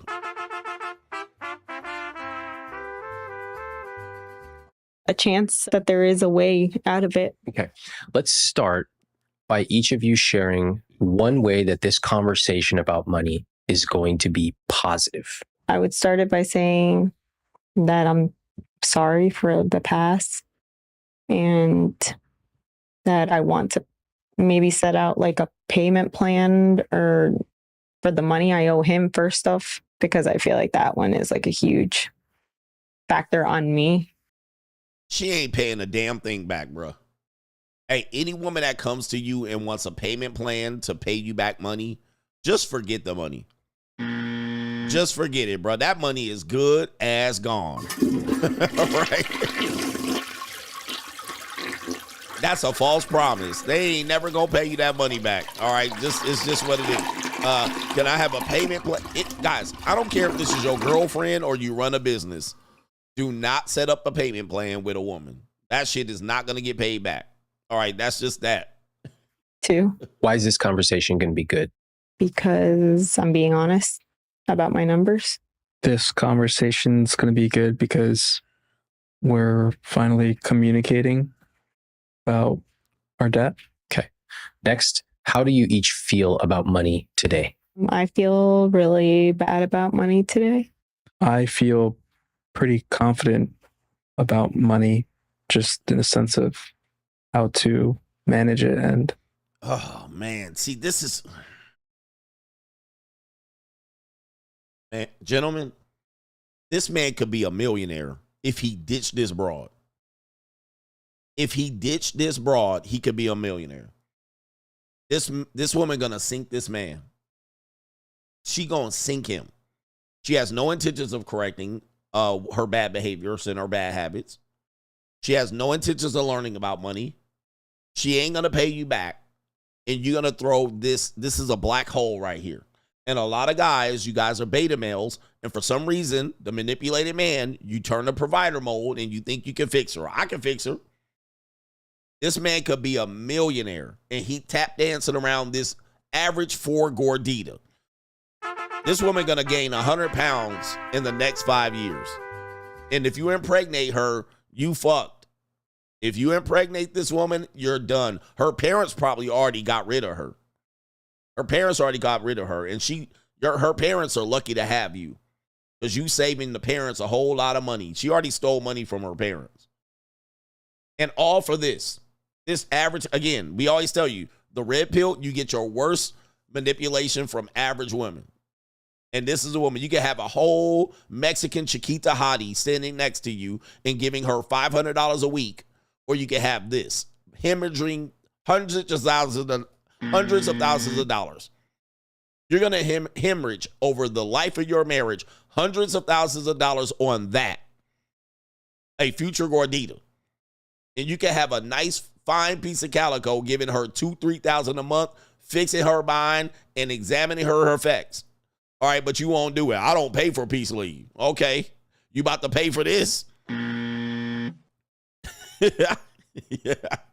And you out here and you can't even talk to her straight like a man. Ninja tap dancing around this. I mean, we men are in bad shape. Us men are in bad shape.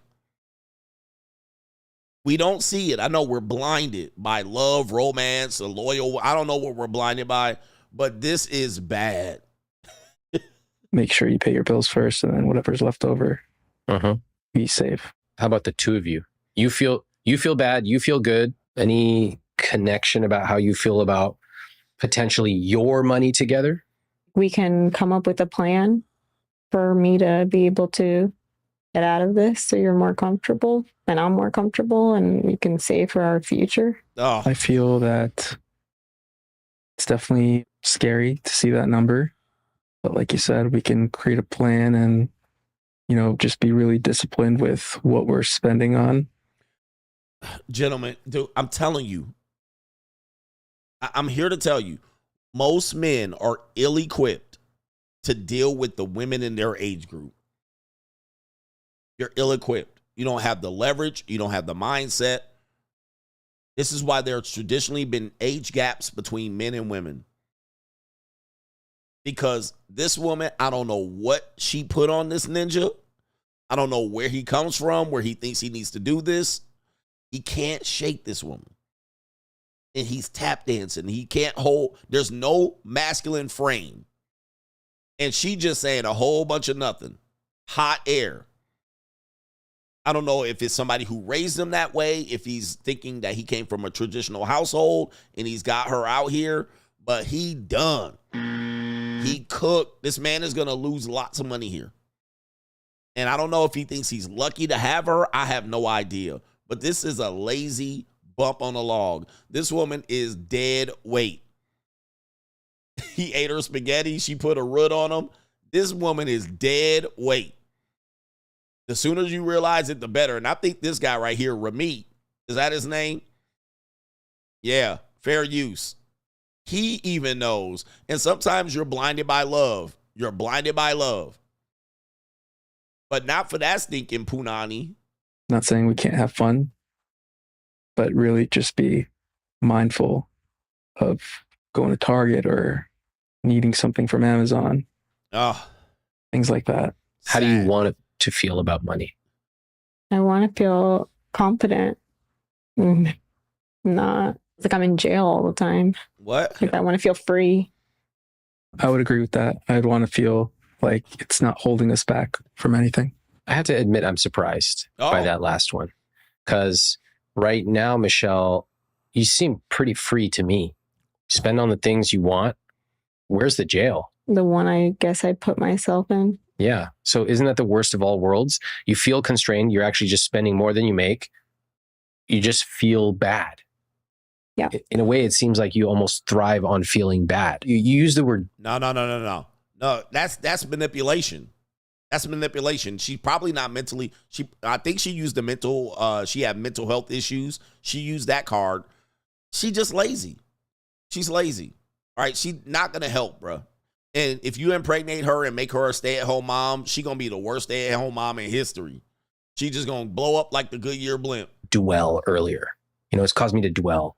But I think with your money, you dwell on it so much. It is not healthy to ruminate obsessively and to dwell on it for years. So when I hear, you know, you've made mistakes in your past. Okay, fine. Everybody's made a mistake. I've made mistakes. Fine. Matt says, like, just make a plan, pay off your debt. She just needs to get better with money. But it's not just that simple. Yeah, exactly. Right? Yeah. Exactly. I think step one is not dwelling on what's happened in the past, but rather looking to the future. Oh, and what about the consequences, Matt? Have you ever asked her directly and said, we need to have a candid conversation about money? I don't think so. I just, you know, like I said, I'll go over, take a look at the planner. She'll tell me, don't look or stop. And I just back off.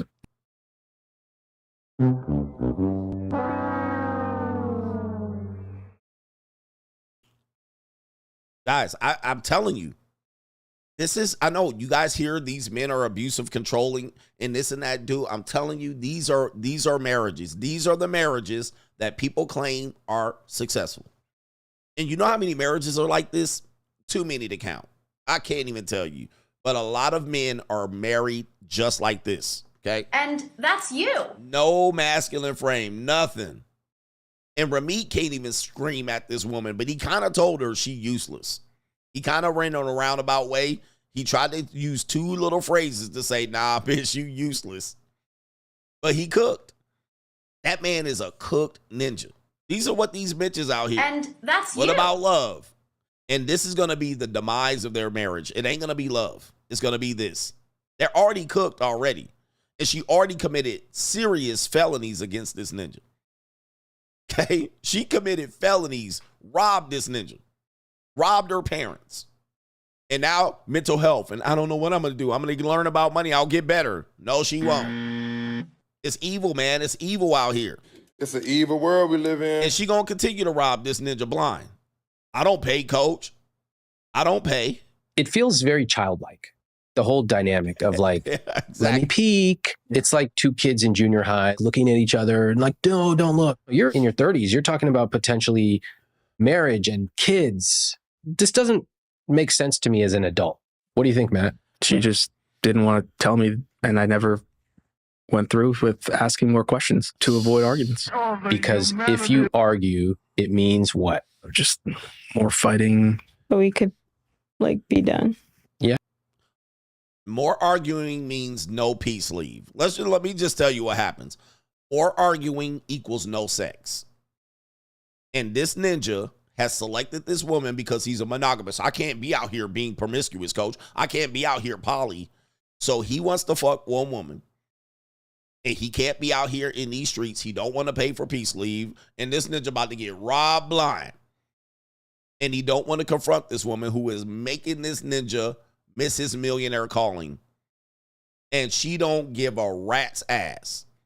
She will dump this ninja and be off for the next sucker in minutes. The monkey brain, and he gonna be hurt. I want to avoid the argument. It's just useless. Because you want her to touch your peen. She won't touch my peen if we're arguing. Man, I'm telling you, it takes a lot to break this spell, gentlemen. Lots to break this spell. It's hard. Because this woman might have, you think she's loyal to you. Yeah, maybe. It means you're a mean person and you get enough fights from your family. So when you come to Matt's, you're in a safe space. But your identity is now, I'm the one who doesn't fight with her. What else is Matt's identity as it relates to you and money? The one that helps me. Yeah. He gives you money. He excuses when you make a bad mistake. He enables you.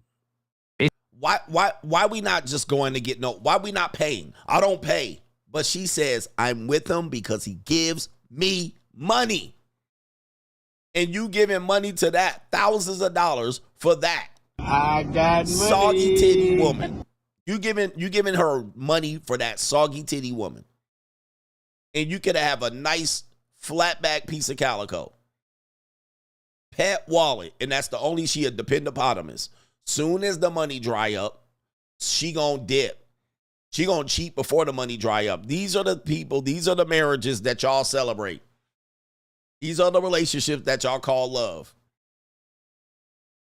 He gives me money.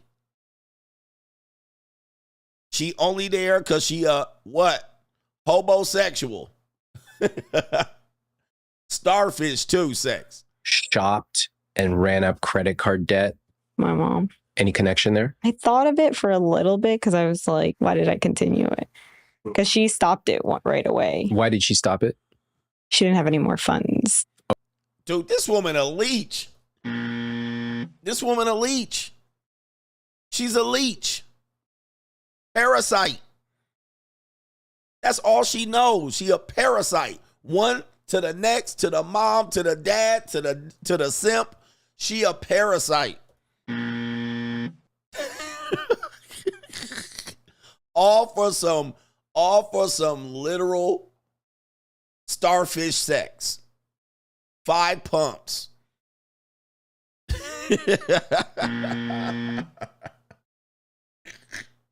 Off of some lazy pussy. I mean, what is going on, bruh? Off of this lethargic late, you know she ain't doing nothing spectacular in the bed, bruh. You can have you a whole 21-year-old and you got this.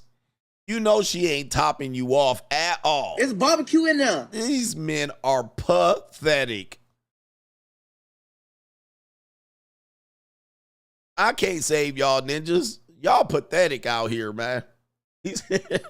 Jesus. Y'all, it's cooked. Y'all cooked. All right. Let me get to these super chats here, man. Sad to see, man. It's sad to see. And these are the, again, the manipulated man. He's praised as a hero for doing this. And he will spend hundreds of thousands of dollars. He's going to leak $100,000 easily on that woman in a year, a month, 2 months, year, 2 years. He could be a millionaire without her. But love. Woo-wee. Unreal, man. We are in some evil times. He said they not brother and sister. They look like it. Brown 310. Shout out to these 304s in these streets. We need y'all. In these streets. We need y'all out here, ladies. Ladies, y'all out here? I got a funny story I'm going to share on local. Somebody remind me. Just remind me of, like, just say 304 and I should remember it. Shout out to our brother Brandon Beach out here in Vegas.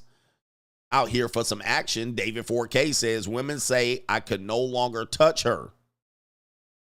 He says, a gift. Huh? Is that in your relationship, David? Please let me know. He says, woman says I could no longer touch her. A gift. I think is that free agent lifestyle. What does that mean, man? Give me an update on that. Shout out to our brother Cesar Ramirez is in the building. Shout out to you, man. Please give me an update on what you mean by that.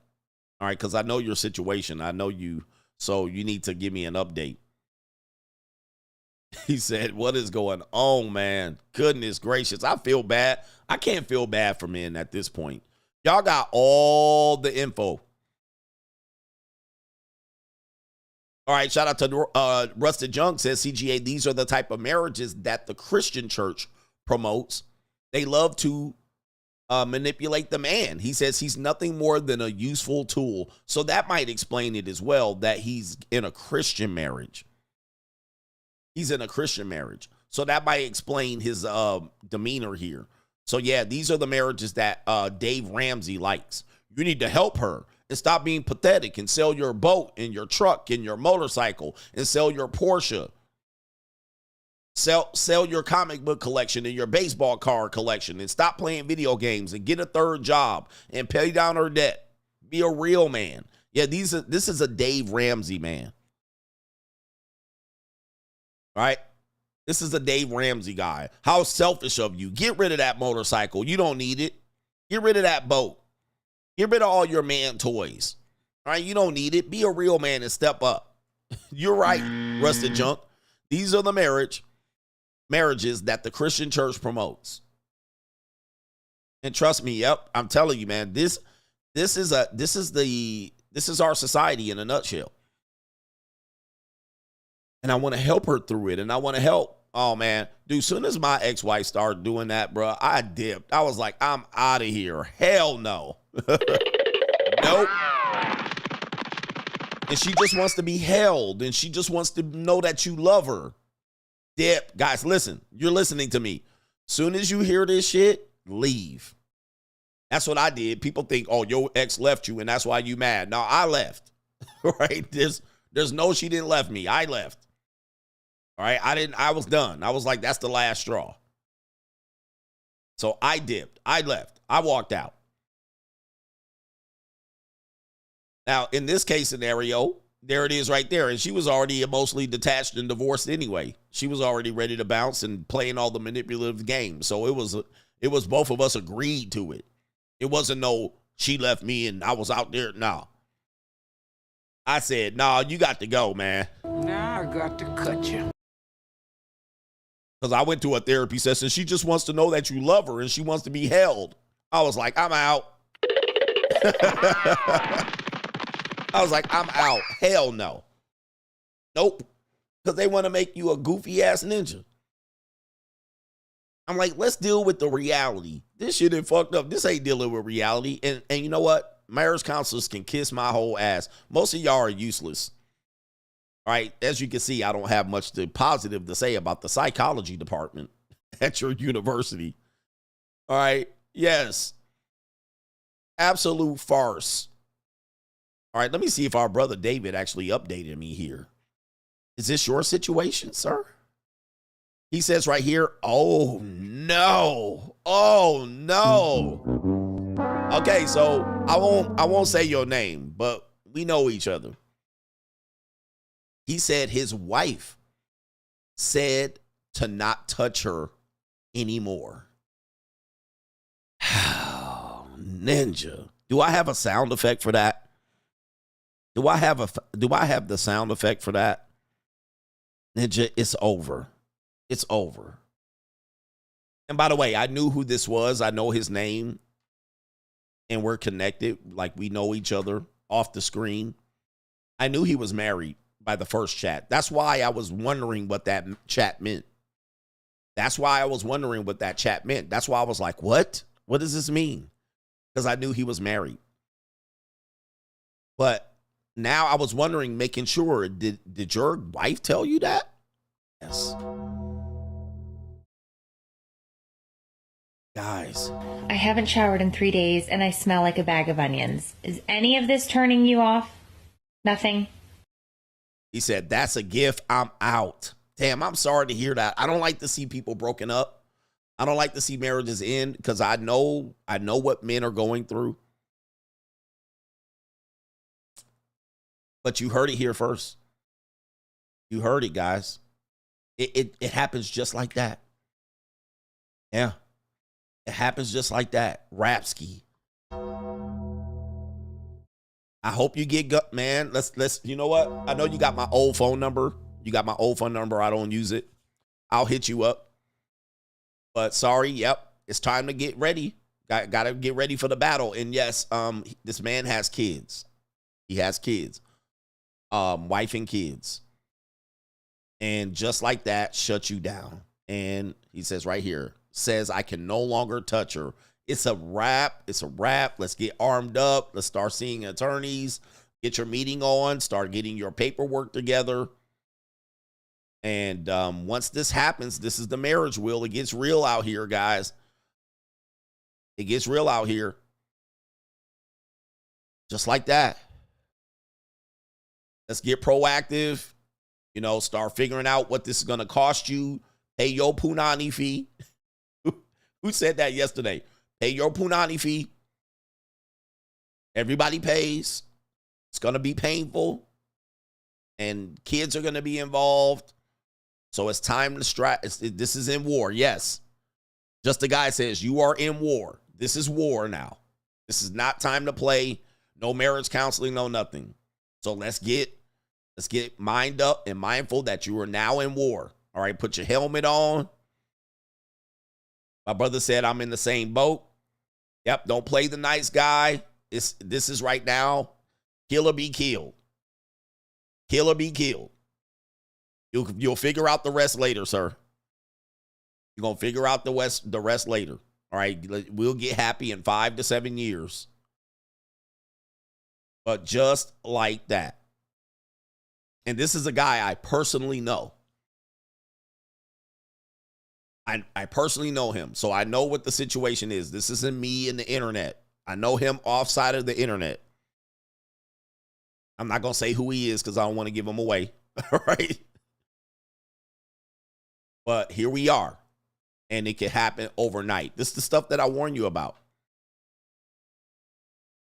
Because it's not a game anymore. It's not all fun and games. It's like, and yeah, this is the divorce season. We got financial issues going up here. This guy works hard too.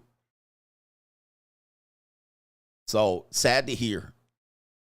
And it starts with, you can't touch me anymore, where she just, where you just She shuts down the sex. That's her digging her heels in the ground. And she's basically say, now you choose. What role you going to choose? You going to take the beta male? Or you going to take the cuck role? Because she going to start going out. She going to start going out and hanging out with the girls and fucking all the ninjas and sucking them off. Yes, she will. And she says you get no more access. What do I always tell you guys? You're paying for access. And the first thing she does is cuts off the sex. That's what you're paying for. People will deny me and my teachings. I don't know what to tell you. But marriage is just legal prostitution. Once she cuts off the access to it, now you're paying a prostitute that you got no access to. So now you playing crazy. Oh man, you pay on the front end or the back end.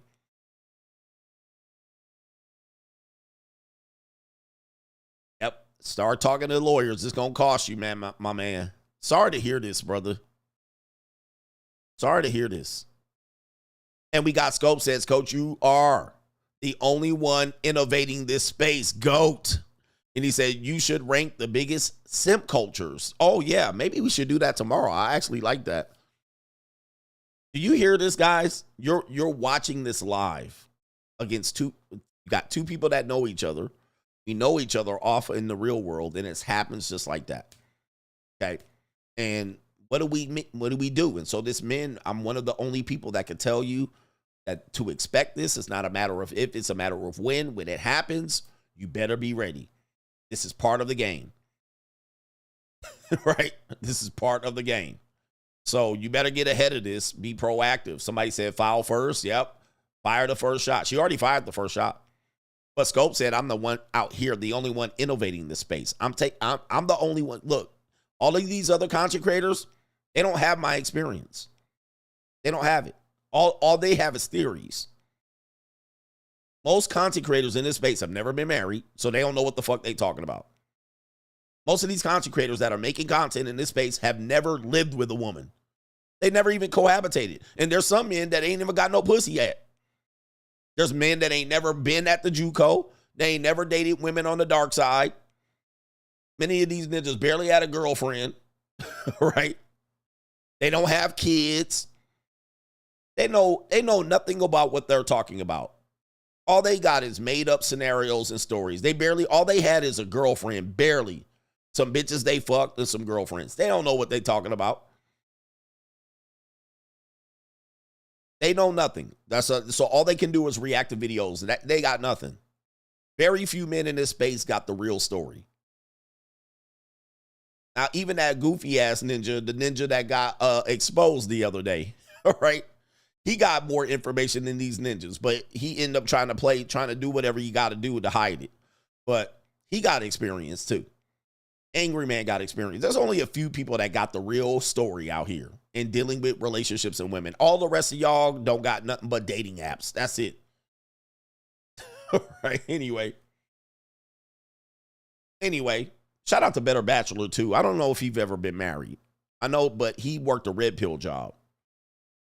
Be ready.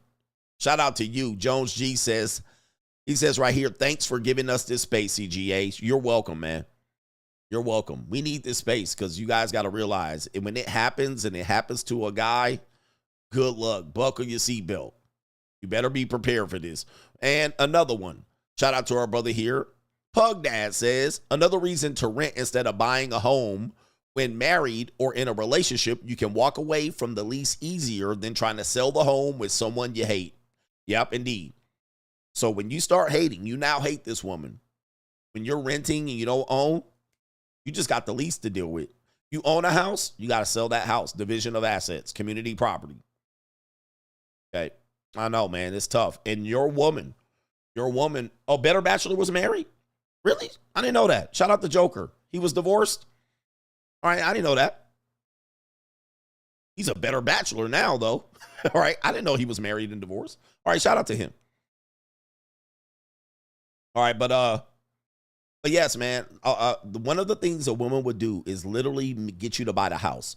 So, when I was married, my ex, rightly so, she was like, "We need to buy a house. We need to buy a house. We need to buy a house." We ended up getting in one, but it was not anything to write home about. But early on in the marriage, there was All right, there was this push to buy a house. I believe that she was setting herself up to leave then to get the house. Like, that's what I thought. Looking back now, that there was this tremendous push for that. And I think her parents were like, look, if the marriage goes left, at least you got this house. And that's the manipulated man, right? That's the manipulated man. It was like really early. And I was like, man, why they push it so hard? I was like, let me build up my shit first. But I think her mom, you know, just thinking back now, that investment stage was not being secured and she was vulnerable to where if the relationship messed up, she was going to get nothing. And that's what eventually happened. So I'm looking back now and going, although women tend to nest and want a house, yeah, I was like, looking back now, yeah. Better Joker was married and divorced. Shout out to Joker. I didn't realize that. I didn't realize that was part of the story. All right, so I don't think he has kids though. I think I know that. All right, shout out to him over there, Better Bachelor. Damn, main event. What an evil world we live in, man. What an evil world we live in. Yeah. All right, yeah. They was trying to have me like this, Ninja. But you know what? My spidey senses was tingling. They was trying to have me like this. All right, and I fought them the whole time. I was like, nah, oh, my family and this and that, and why don't you do this? And they was always trying to tell me what to do and this and that. Why don't you set up? And, dude, that's why I'm telling you, they funded the divorce, the monster-in-law. Like, they were the ones actively pushing behind the scenes to make that happen. Main event, let's get it done. Let's get to it right here. We got these women out here. It says right here, the banner says, she'll never change. She'll never change. What does that mean? This isn't to put down women. This is to educate men. A lot of you guys are thinking that these women in your 20s right now, and you're dealing with the struggles of dating them, and the women in your 30s eventually are going to hit the wall. They're going to run out of options, and then they're going to be single and broke. All right, and they're going to change their ways and come crawling back. I'll be a good guy. I'll be a good girl. Now, a lot of that will happen, but they'll find a way to live and fund their lifestyle. But now, here's what we got here. We got divorcee number one, Kristen Cavallari. Kristen Cavallari has been divorced and went through a pretty miserable divorce with Jay Cutler. She's also been out allegedly in these streets, and she just had a skit on the internet where the person suggested that she had banged several celebrities, Morgan Wallen being one, and another guy who I heard his name before, but I don't remember. So she been out here hot to thought. In these streets. She been out there with that flatback hot pocket.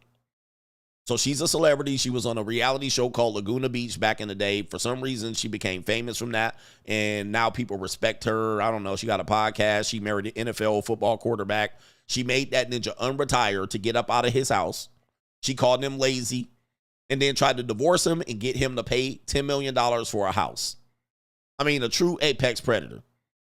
Right, a true apex predator. The ninja had concussions and he wanted to retire, but then Miami Dolphins called him for a job and she made him go back. She literally made him go back out there and said he was being lazy at the house. He needed something to do. All right, so this is a real true piece of dung here. Now, this is the one here out here. She's still out here divorced with kids, saying she's looking for her soulmate. I'm looking for someone who is loyal and honest and someone who's really fun. I'm a homebody, but I like to go out from time to time and turn it up and have a good time. So it's someone who can kind of just match that energy for me, and someone who's really grounded, who is always looking to improve, who is always wanting to learn and grow. I hope that I am learning and growing until the day that I die. And I hate people that are just complacent. I think it has to be someone who's kind of in the same phase of life as me, where I am not looking to grind anymore. I'm looking for Jesus, brothers. I'm not looking to grind anymore. Let's find out how old this woman is. She's done working. She's done. I don't want to work. I don't want to. You just said you don't want somebody that's complacent, and now you ain't ready to grind. 37 years old. 37. And she packing it in on the work. No more independent woman. No more businesses. No more starting businesses. I don't want to grind. I need somebody that's rich. All right. I need somebody that's rich and got a bag.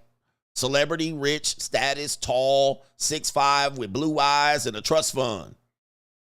With this old basic woman, look, I can get a 24-year-old version of her. All right, but I know y'all don't want to hear that. What do you bring to the table? All right. I need somebody that said, ma'am, you've been married and divorced and got kids already. But here's the thing.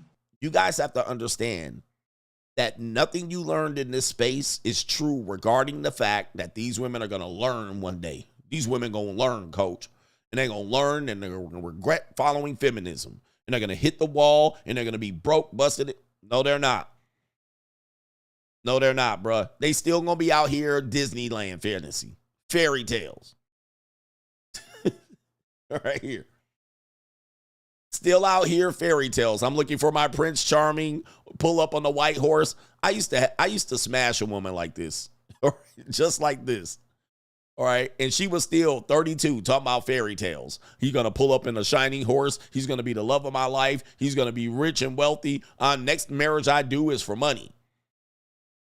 Meanwhile, I used to have rounds with this flatback. Okay. And she's still out here wishing and dreaming. They never going to change and learn. This woman already told you. I played a clip of a woman saying that. She's never going to change, bro. This is what they think. They think they're entitled to this. For someone who is loyal and honest. Does this woman look like loyal or honest? I'm looking for somebody. This is the manipulated man, too. She's looking for a man she can manipulate. Loyal and honest. And someone who's really fun. I want a fun guy. Adventurous. Spontaneous. Fun. But she a homebody with them falsies on her chest. I'm a homebody. You need to plan dates. Plan exciting dates for me. Make me get off the couch. What are we doing today? Like you wake up in the morning thinking about what you want to do with this woman. A homebody, but I like to go out from time to time and turn it up and have a... I want to turn it up, yes, and have a good time out here. In these streets. Coca. Good time. So it's someone who can kind of just match that energy for me. Yeah, just someone. There's someone out there. Bam, you're exposed to the world. You got the whole world in front of you. Someone. Me.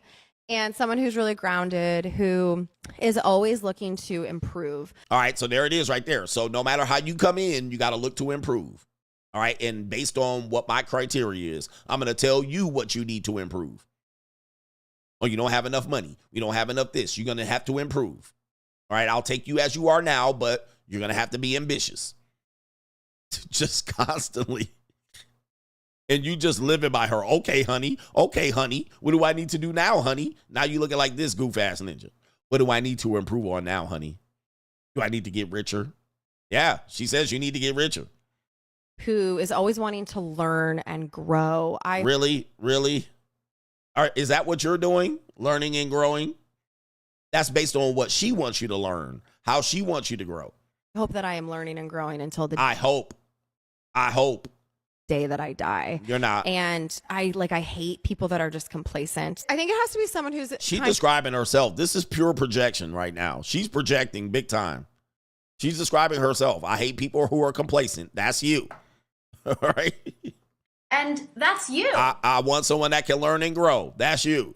And that's you. And look at these wild eyes. She's describing herself. I think it has to be someone who's kind of in the same phase of life as me, where I am not looking to grind anymore. All right, so this person's supposed to be not grinding anymore. All right, he's not. What he's supposed to do? Just rich and traveling and going on vacation, doing what? Oh, let's go on a trip for a month. She doesn't want anybody continuing to build, but she wants them to improve and get better. This guy doesn't exist. She's met all these guys. She's met all her potential partners by this time.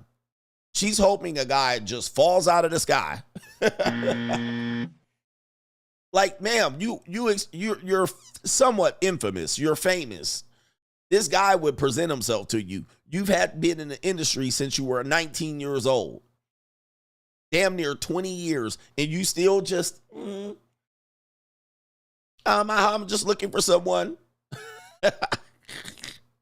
They don't change, and this is what I want men to understand. You think they're going to hit 35, 37, 40, 42, 45, 49, 50, 55, and you think they're going to change and regret their decisions. No.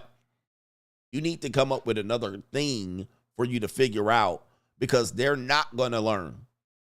They're not going to learn. And we got another one out here. We got this woman out here, LisaRaye, who played a stripper on the Players Club back in the 1990s for you young heads. Okay. There she is in her younger years. LisaRaye right here, married right here to the prime minister, the premier of Turks and Caicos.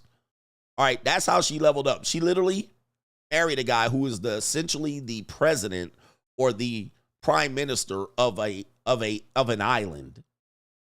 Turks and Caicos. I mean, how much higher can you get than this? She had access to the president, President Obama, I believe, at the time. So she's literally royalty at this point. The first lady of Turks and Caicos. She's also a part of the Golden Girls, what I call the Baddie Grannies, the Old Skeezers Association. All right, Claudia Jordan, the hot women of the 90s and the Golden Girls of the 2024, 2030. Vivica A. Fox, LisaRaye, Claudia Jordan, and Selena Johnson. Pause. Okay. But she was a light skin back in the day. And this is her dating history. We're going to go in at, again, it's kind of like Kristen Cavallari. All right, what men did you have access to over the season? She's 57 years old. What men did you literally have access to get what you wanted out of life for 30 years? You had 40-something plus years. And I'm going to tell you, probably I did have a picture of her when she was in her teenage years, right? I think I put it on the thumbnails. This woman she'd been highly attractive since she probably was, too young to even think about. So she had from 15 to 57 to get it right. Right? She had ample opportunities to meet whoever she wanted for 40 plus years, and she's still out here lost. This is going to be her history. She's been married and divorced twice. Two-time loser. Married and divorced twice. She has also had a, what do we call it, a partner. Somebody she didn't marry. But this is going to be her resume right here. After 40 years. All right. We got this guy right here, Kenji Pace, the 1980s. So when she was a teenager, I suppose. Tony Martin looks like he is a football player. They were together for 2 years. We got a boxer here. All right. Terry Norris. Shout out to Terry Norris, 1997. All right. And we also have Michael Missick. He was the prime minister or the premier of the Turks and Caicos. So he had his own island.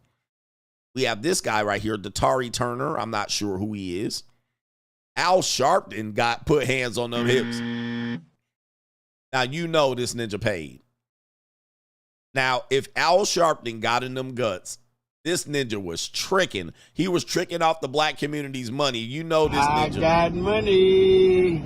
All right. There's no way that this ninja got her and pulled her. This ninja was basically tricking this. He was tricking on this woman. I looked at it as I have an ATM between my legs, and I'm just using it. All I got to do is put my card in, and that's it. And put the PIN number, and boom, money just comes right out. Look at this goof-ass ninja. Hey, look at this. All right. Niggas always gotta show they teeth. All right. That ninja was tricking on this one. I got money. Hey, all your black community donations went to LisaRaye. All right, just so y'all know, black community. When he was out here fundraising, he was giving it to LisaRaye. All right, so anyway, Al Sharpton put hands on hips. All right, here we go right here. He probably still dreaming of them days that he was getting this prime piece of calico. All right, here we go. We got Gary Payton, the glove. There you go right there. Oh, the glove. He's a main. This ninja be out here, man. He from the O. He a real one. All right, here we go right here. Gary the Glove Payton. We also have this guy, Anthony Bryant. I'm not sure who he is. All right, but he kind of looked like a little tippy toe here. Oh, but there's an engagement ring. All right, so he was LisaRaye's the type of woman that has been engaged 10 times. Right? The old Kevin Samuels. I've been engaged 4 times. Like, and you've been married 1, none. All right, so he put a ring on it, but that might be a little bear shit going on right there. All right, and oh my goodness. Oh, the humanity. Is that Andre 3000's cousin? His name is Yahweh, the Holy God, the Holy Ghost. Yahweh, the Holy Ghost. Okay. What the hell? Oh my God, no way. Okay, when black women start dating niggas like this, you know it's a wrap. It's a wrap. When she start dating these spiritual advisor ass ninjas. All right, this ninja. What the hell? Oh my God, no way. When they start dating the hoteps, it's the last straw. It's gone. And she out here. Yahweh, the Holy Ghost. Yeah, it's over, ma'am. I don't know what you out here doing. You need to go back to selling Poonany to Al Sharpton. All right, I don't know what going on here, bro. Not. Oh man, hey man, you thought I was strange talking about see God Allah. This ninja is Yahweh, the Holy Ghost. Oh man, all right, Yahweh, are you watching me? Do not put a spell on me, ass ninja. Hey, bro, come on now, dog. Come on, man. He probably got a cult somewhere. He probably have Yahweh, the Holy Ghost. That's his name. Please tell me that ain't real. That's not real. All right, so where's this ending for this poor woman here? I think she's... All right, so they have an article that came out this week. LisaRaye McCoy explains why she only dates successful, powerful, and rich men. Quote, I don't want to stress you out. Let's remember, this is a baddie granny, y'all. This is a baddie granny. She's 57 years old. They don't change, guys. Especially the ones that was bad in the 90s. I've often told you, I refuse to date attractive older women. Because I know that I know them roast beef curtains gonna be blown out. That's number one. She was backstage, underage adolescence. How you doing? Fine. She replied.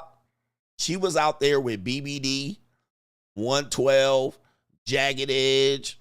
She was out there with NWA, Ice Cube, DOC, and the Posse, Eazy-E. Right here. She been out there the whole time with BDP, Nas, Jay-Z, all of them ninjas, Wu-Tang Clan, all the way into the 2010s, Outkast, Hey Ya Video, all right, nope. Yep, New Edition, Any Heartbreak, Jodeci, all of them. Mint Condition, Tony. Fuck that. All right, hell no. And then they want to show up. Oh, I'm a lover. I'm just a romantic. And she 57, 50 years old. Coach, you need to date women your age. Not an attractive woman my age. She was out here with AMG, DJ Quick, Second to None, and all of them.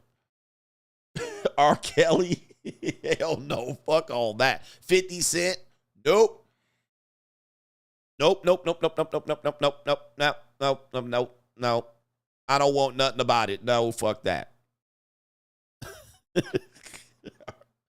All right, so now you see in the headline, she has a video here, and there she is. Oh, no. Man, boy, where's the hair and makeup team at? Where's the hair and makeup team at? No. Yep, she was with Boys to Men, ABC, BBD, the East Coast Family. Fuck that, bruh. No way. She was at the Kings of Comedy show, all that. Nope. All right, let's see what she says here. This is what she says. All right, let me see if I can refresh the page. Hold on, so we can get the where's the actual skit at? Let me see if I can do this. Here, hold on for a second. I waste your time dating somebody who is not going to elevate your life. And not even just that. But here's the thing. I don't want to stress you out by trying to keep up with my lifestyle that I already have and am accustomed to. Why? Because if I'm going to these restaurants just for lunch meetings and it takes you your whole check to take me there, I don't want to stress you out. You cannot hang with me. You are still wanting a vacation for the weekend. I vacation and go on holiday for the month. We are not going to be able to make this work. That's simple to me. I'm not trying to be with anyone that I have to be a teacher.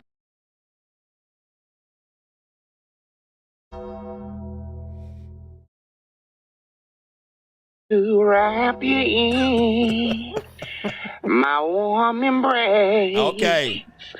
All right. I see what she's saying.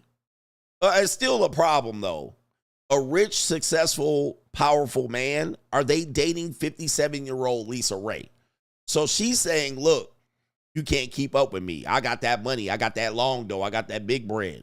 All right, so I get it. And she's like, look, if you ain't got the money and we go out to nice restaurants and lunches and shit like that, yeah, you ain't going to be able to afford to keep up. You're going to be stressed out. So that makes sense. I get it. She's up here financially somewhat. And so she's like, look, most men can't compete with this. You're going to be, you can't keep up with my lifestyle. We're going on a week's vacation. I'm sorry.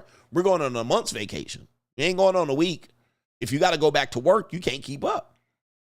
Now, this is the plight of women who earn more money. So hypergamy, if you will. So now because she earns more money, she needs to have access to men on her level or above her level.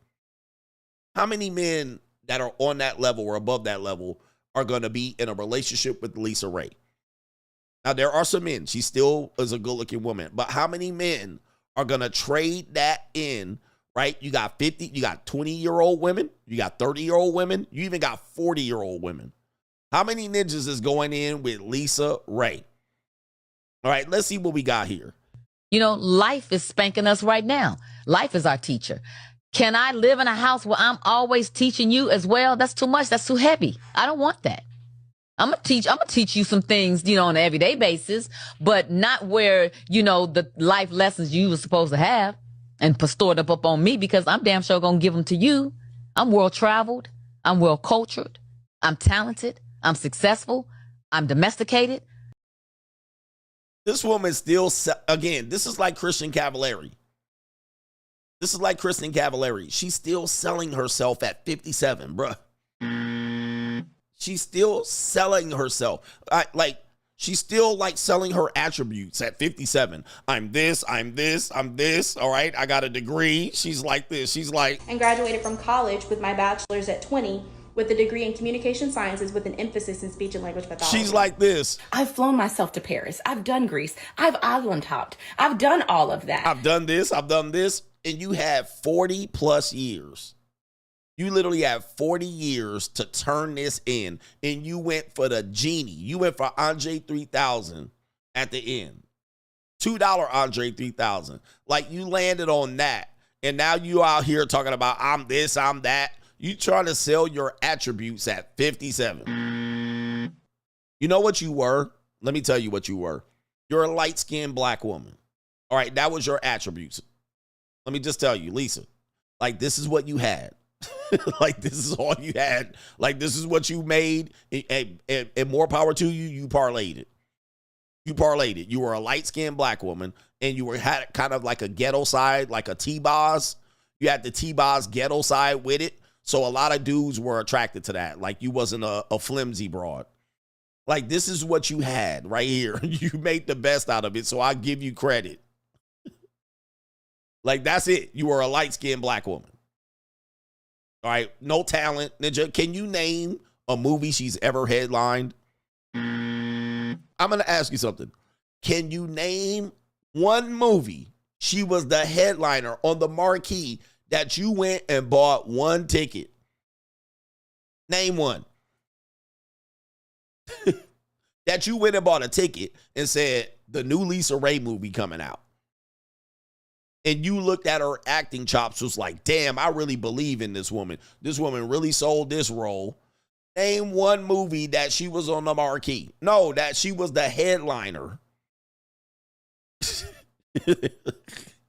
And you went and bought a ticket. I can't wait to see LisaRaye in this movie.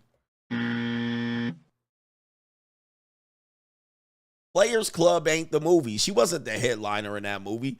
All right, she wasn't the headliner. It was the other ninjas that was the headliner of the movie. She was the supporting actress. Right? Who was the headliner? Jamie Foxx, Ice Cube, and Bernie Mac. Where's her name at? She ain't the headliner. These were the headliners. Bernie, Jamie, Cube. There she is right there for the piece of ass to get everybody's eyes. There's nobody. Nobody ran to the theater to see this woman.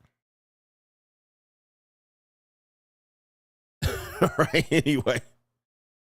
All right, so with that being said, I'm not trying to take anything away from her. What I'm basically trying to say is she's parlayed a light-skinned ghetto woman to a T.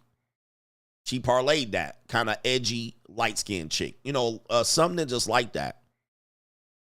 Some ninjas like that. Like, I don't like light-skinned ghetto women. I can't stand them. All right. If I see a light-skinned, she gonna have to talk like Candace Owens. Like, I want her to be I don't want her to be a ghetto light skin. I can't stand, I mean, listen, I'ma still smash. All right, but she a strag. Like, I can't deal with strags.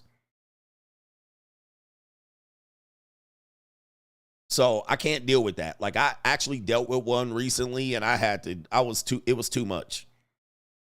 Like, she was good looking, gorgeous, pretty, light skin, little kind of freckles, green eyes. Phenomenal to look at. Great hair, but she had a little too much edge. I was like, I want her to be soft, demure, feminine. All right. I wanted to portray her white side. All right. All right. I'm not talking about, I don't need no light skin strag. All right. That's the one thing I don't need in my life. I don't need no dark skin strag. All right. But I don't need no light skin strag. All right, that's what I don't need. All right, so she just a light-skinned straggle. Yeah, somebody said Charlie Baltimore. Yeah, that's how she looked. Charlie Baltimore, but a little edgy. Charlie Baltimore, I can't handle. I can't handle. All right, I can't handle it, man. All right, anyway. I need you to find wherever your white descendants is in your family and be that. All right. This is just me. You don't have to agree with me, but let's talk about it, man. She got something to say here. Oh, what is it here? Watch it on Instagram. Okay, here we go right here. Here we go. You know, life is spanking us right now. Life is our teacher. Can I live in a house where I'm always teaching you as well? That's too much. That's too heavy. This woman's annoying, bruh. All right, that woman's terrible. Charlie Baltimore is Biggie Smalls' ex-girlfriend. She was a light bright, almost white. And she was on Murder Inc. rap label back in the day. And she dated Biggie, the Notorious B.I.G. when Little Kim and them. So that's Charlie Baltimore right there. And there she is, a light-skinned strag. All of them were. Faith Evans, light-skinned straggle. All right, way too much. And Charlie Baltimore was hella ghetto, but she looked good. Like, she looked good from afar. Soon as she opened her mouth.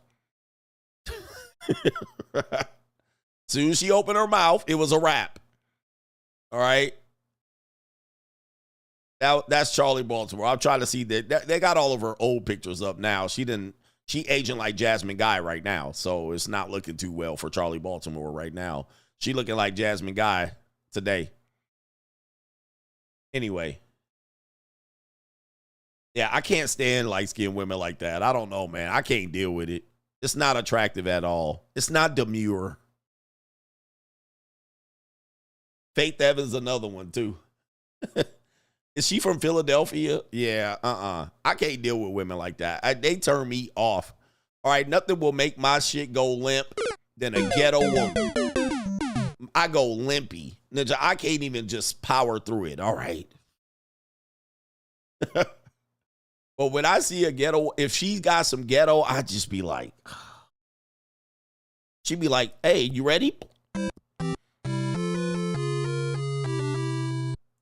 She be, yeah, the type of women that got long nails and she be rolling up her joint and she be rolling up her spliff and she be out here lighting her weed joint. I'd be like, oh, hell no. I'm like, no, I can't do it.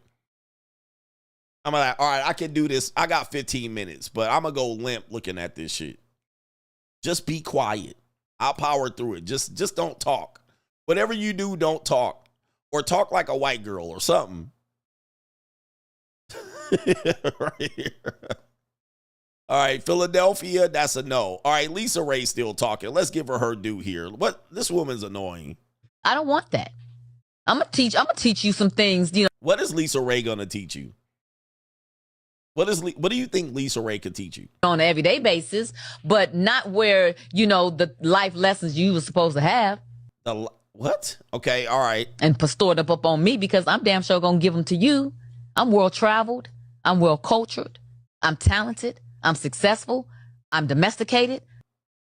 Hey, man, hey, listen. Hey, ladies, if you talk like this, I don't know if you guys know, this is unattractive. Ugh. Ugh.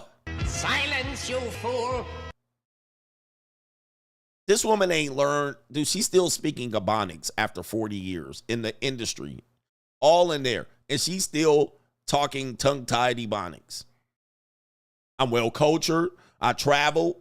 I done this. I done that. Just beating her chest. And you also been ran through more times than a Holland Tunnel. Who likes this?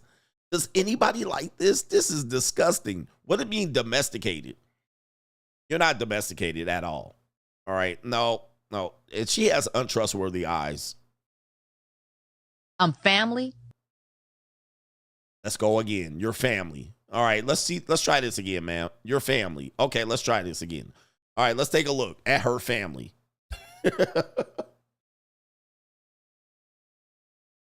Married and divorced twice. Really 3 times. But the probably engaged multiple times. Family. Where's the family at, ma'am? And listen, I know everybody has a past.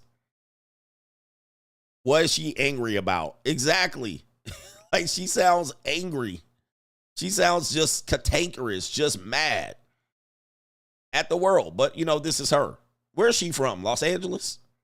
You get all these things. Don't you know that I have a list as well? You need to have your list. Do I check the boxes that you need in a woman? Do you check the boxes for me?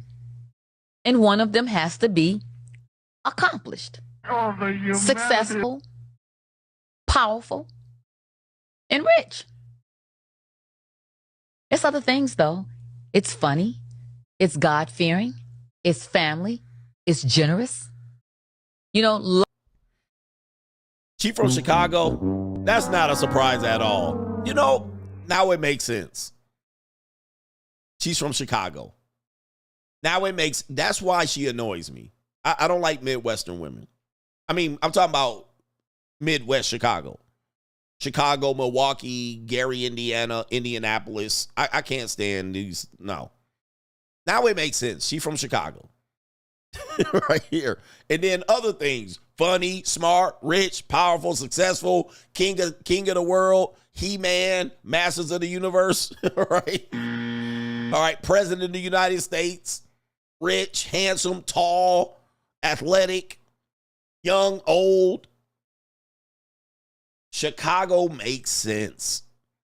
Man, good luck out here, gentlemen. They don't change, meaning that, which means in effect, if you're in her age group, you should not be dealing with her. These shouldn't be the way. You should put these women in a box and go down to the junior college or the senior college. Go somewhere else.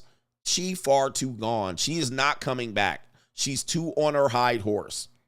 Way too gone. And I've been telling you, the women of your generation are not yours.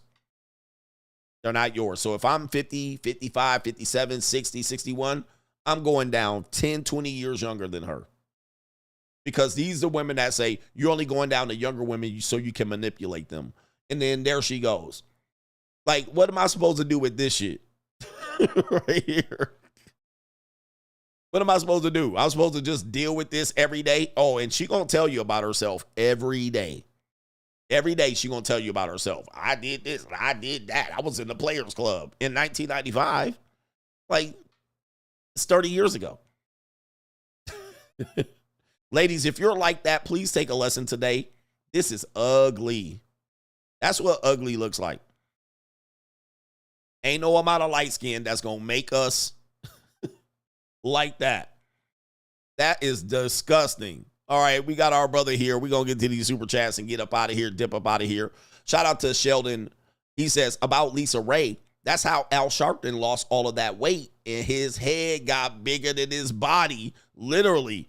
Yeah. All right, he was making that. That's why he lost weight. He was trying to hold on to LisaRaye. LisaRaye. Her sister is the Brat-tat-tat-tat.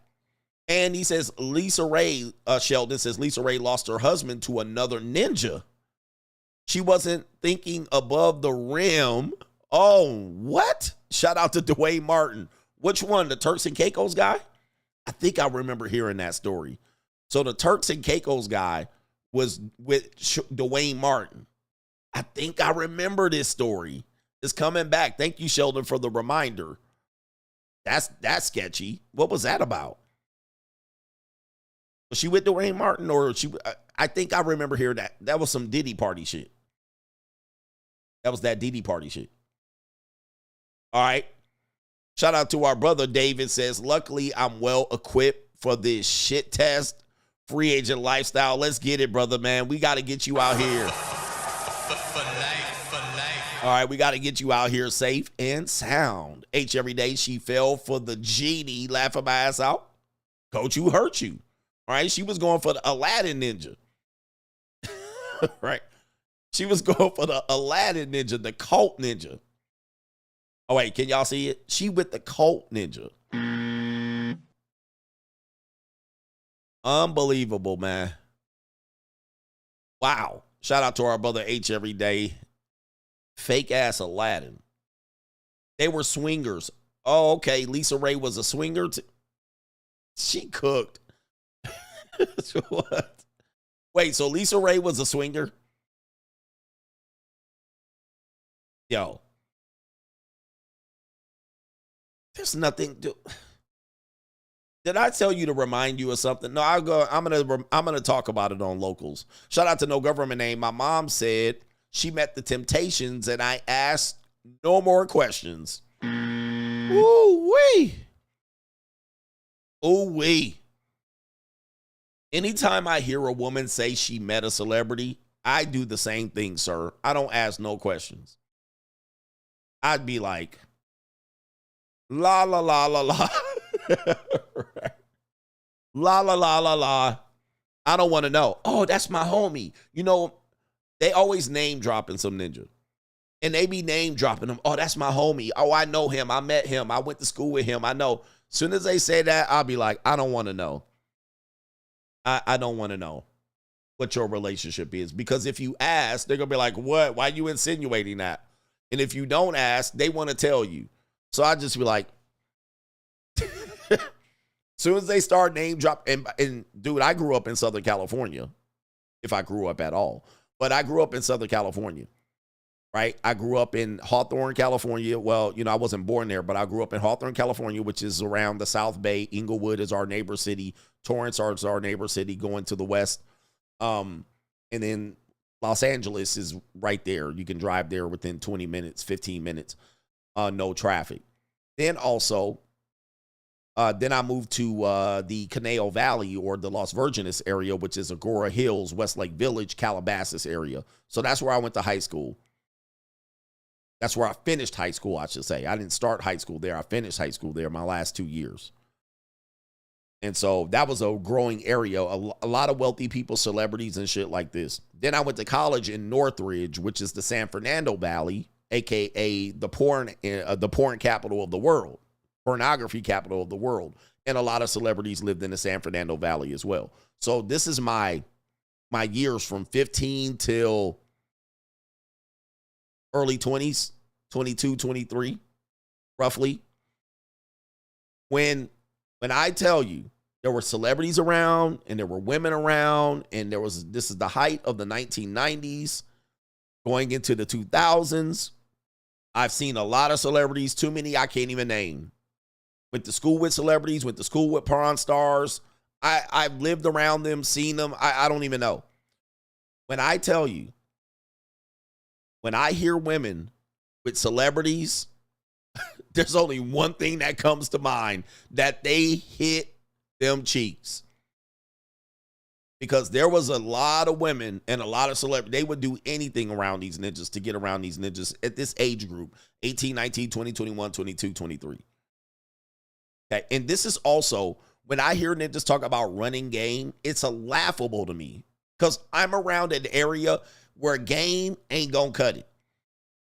Like, this ain't Chicago, my ninja, where there's two celebrities, Tongue Twister and early Kanye and Poe Pimpin'.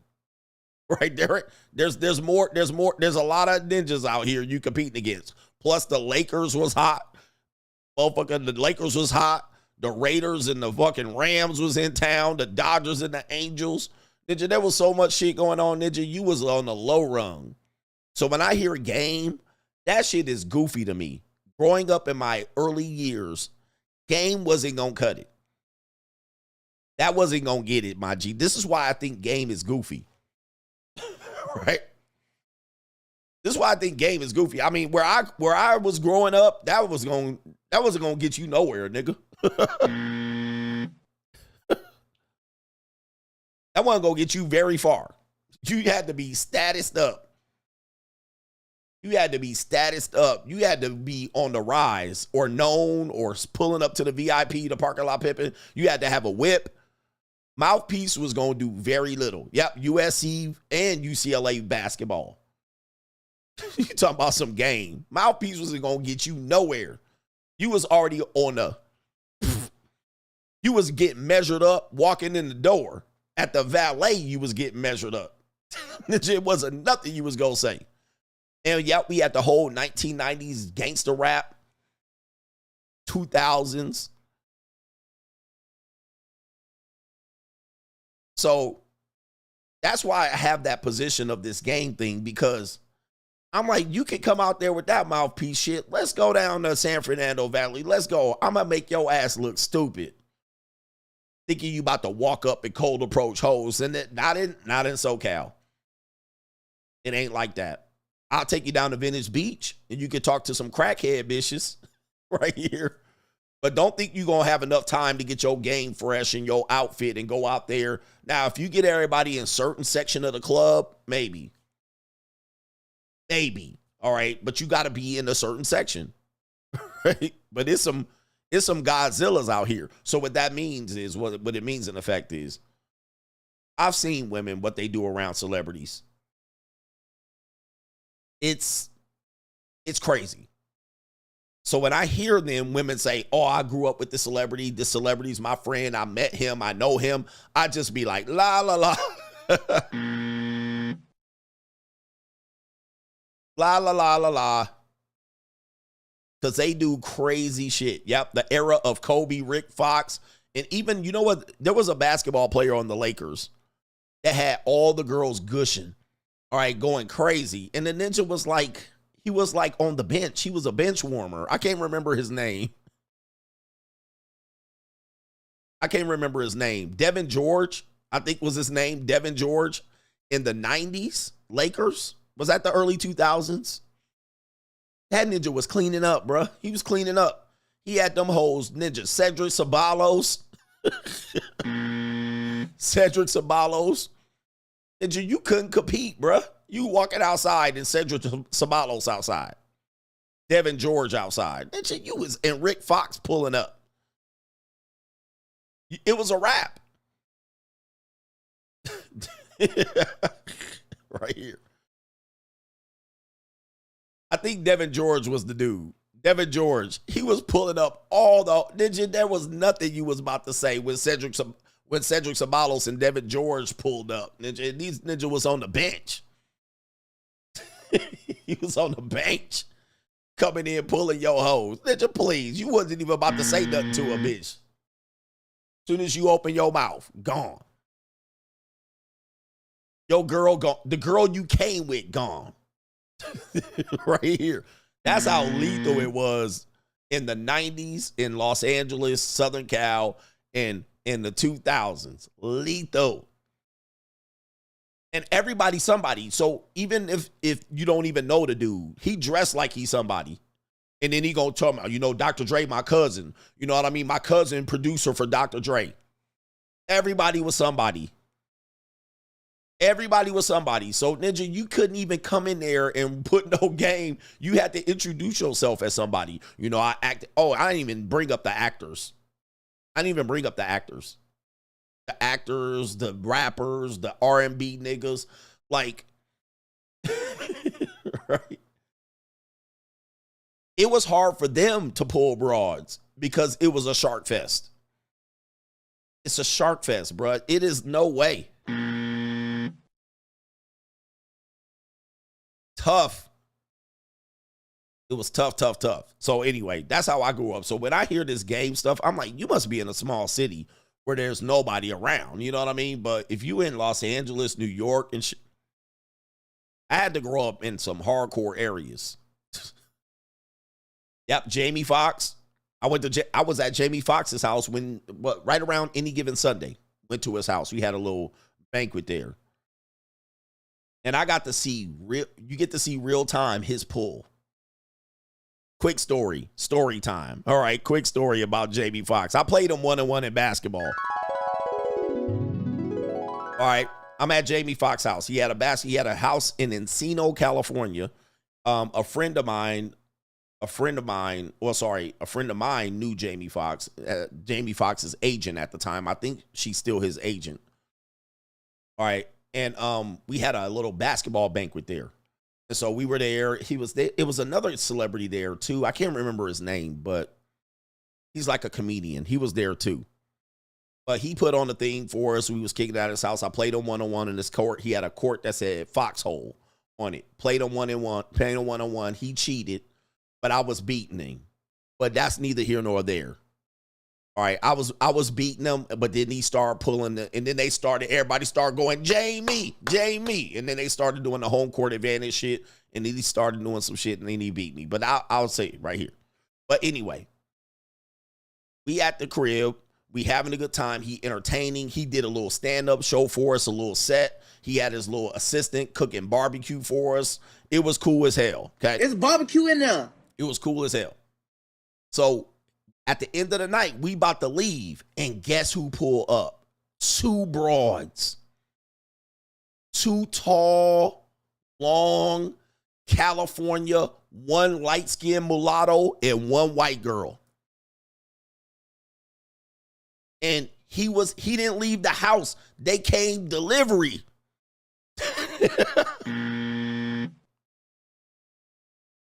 And so I'm leaving the house looking, and he forgot about us. He forgot about us. He was just like, he done forgot about us. He had delivery, top shelf, long, no thick. These girls was tall, baddie, just 2 women. Young, calico, delivered at the door. He didn't go outside. He didn't run no game. And they was there ready to go, showing up, get him daddy time. And this was shit daddy. Long time ago. Hot and ready to serve. And so we leaving the house. He ain't even saying bye to us. We just walking by him. And the 2 bitches all sitting there by the fireplace and shit. No fat broads, no nothing. And I was like, that's when I knew. I said, shit. That's when I knew. I was like, there's levels to this shit. There's levels to this shit. And I'm on level 0. Right here. And they were smiling and cheesing and grinning and chinning, thoughting and plotting. And they knew what they was probably there delivered to do.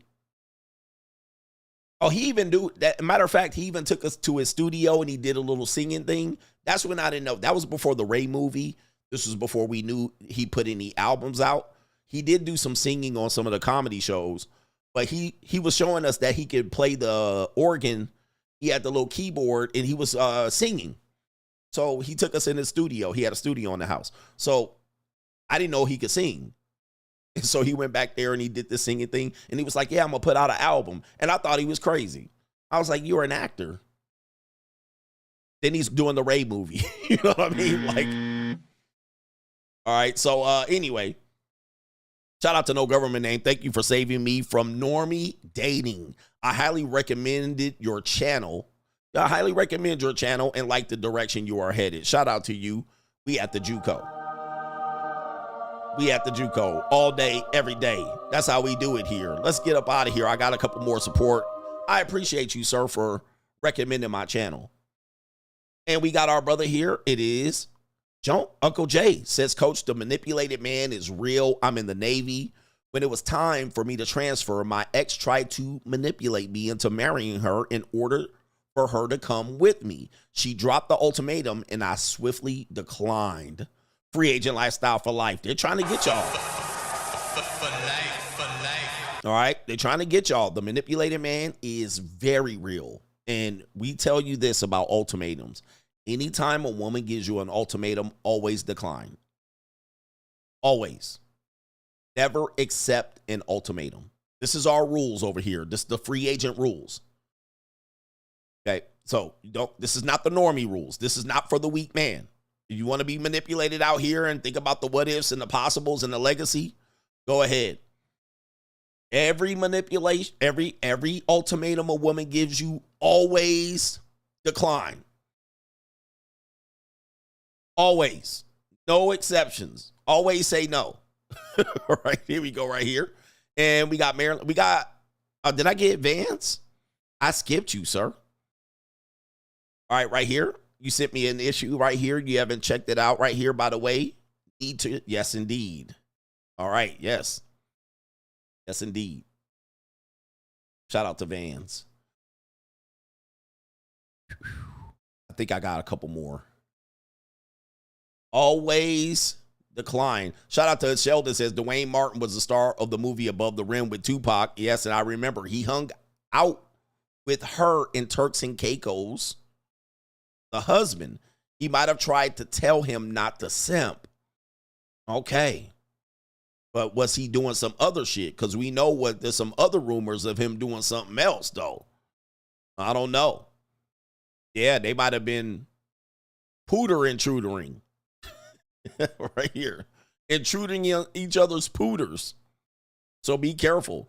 And H Everyday says, Ninja, I be trying to not send money and just watch the live streams and get enlightened. But Al Sharpton, he says, that's the fall off. Pretty girls and women go kicking and screaming. They do not go quietly into the night. Nope. This is her. Dude, that's a great point. This is her last scream. This is her last bellow in the woods. This is it for her. Meeting somebody who. This is it. This is the last ask. Right here. She's 57. This is the last desperate attempt. All right, to get the man she wants. And this, so she out here. This the last one, because Vivica Fox had the last one. 62. She had the last one, and they laughed her ass off the stage. All right, and so I don't know what happened to her. So, yeah, this is her last ditch effort. This is it. Or she gonna be a golden girl to Hail Mary. Come with me. Chicago style. Chicago style. Yes. Chicago pizza style. All right. I think that's it, man. Look, shout out to you. Shout out to our brother David here. Stay strong in what you're doing. Be on the offensive. Be on the attack. Did JC send one too? JC sent one right as the stream is ending. And he says, I bet if Jamie Foxx played you, one of them young calicos, he's right here, paid you. Let me see here. I bet you if Jamie played you for one of them young calicos, your ass would have been dunking for the free throw line. If I knew the prize was them 2 pieces of young calico, I'd have been there. I'd have been there. I'd have been over there, alley-oop around the back. All right, but yeah. Shout out to the Coach Gang. We'll be back tomorrow. I don't know about tomorrow night because Formula One is starting. I might be out here in these streets. But we out of here. Peace.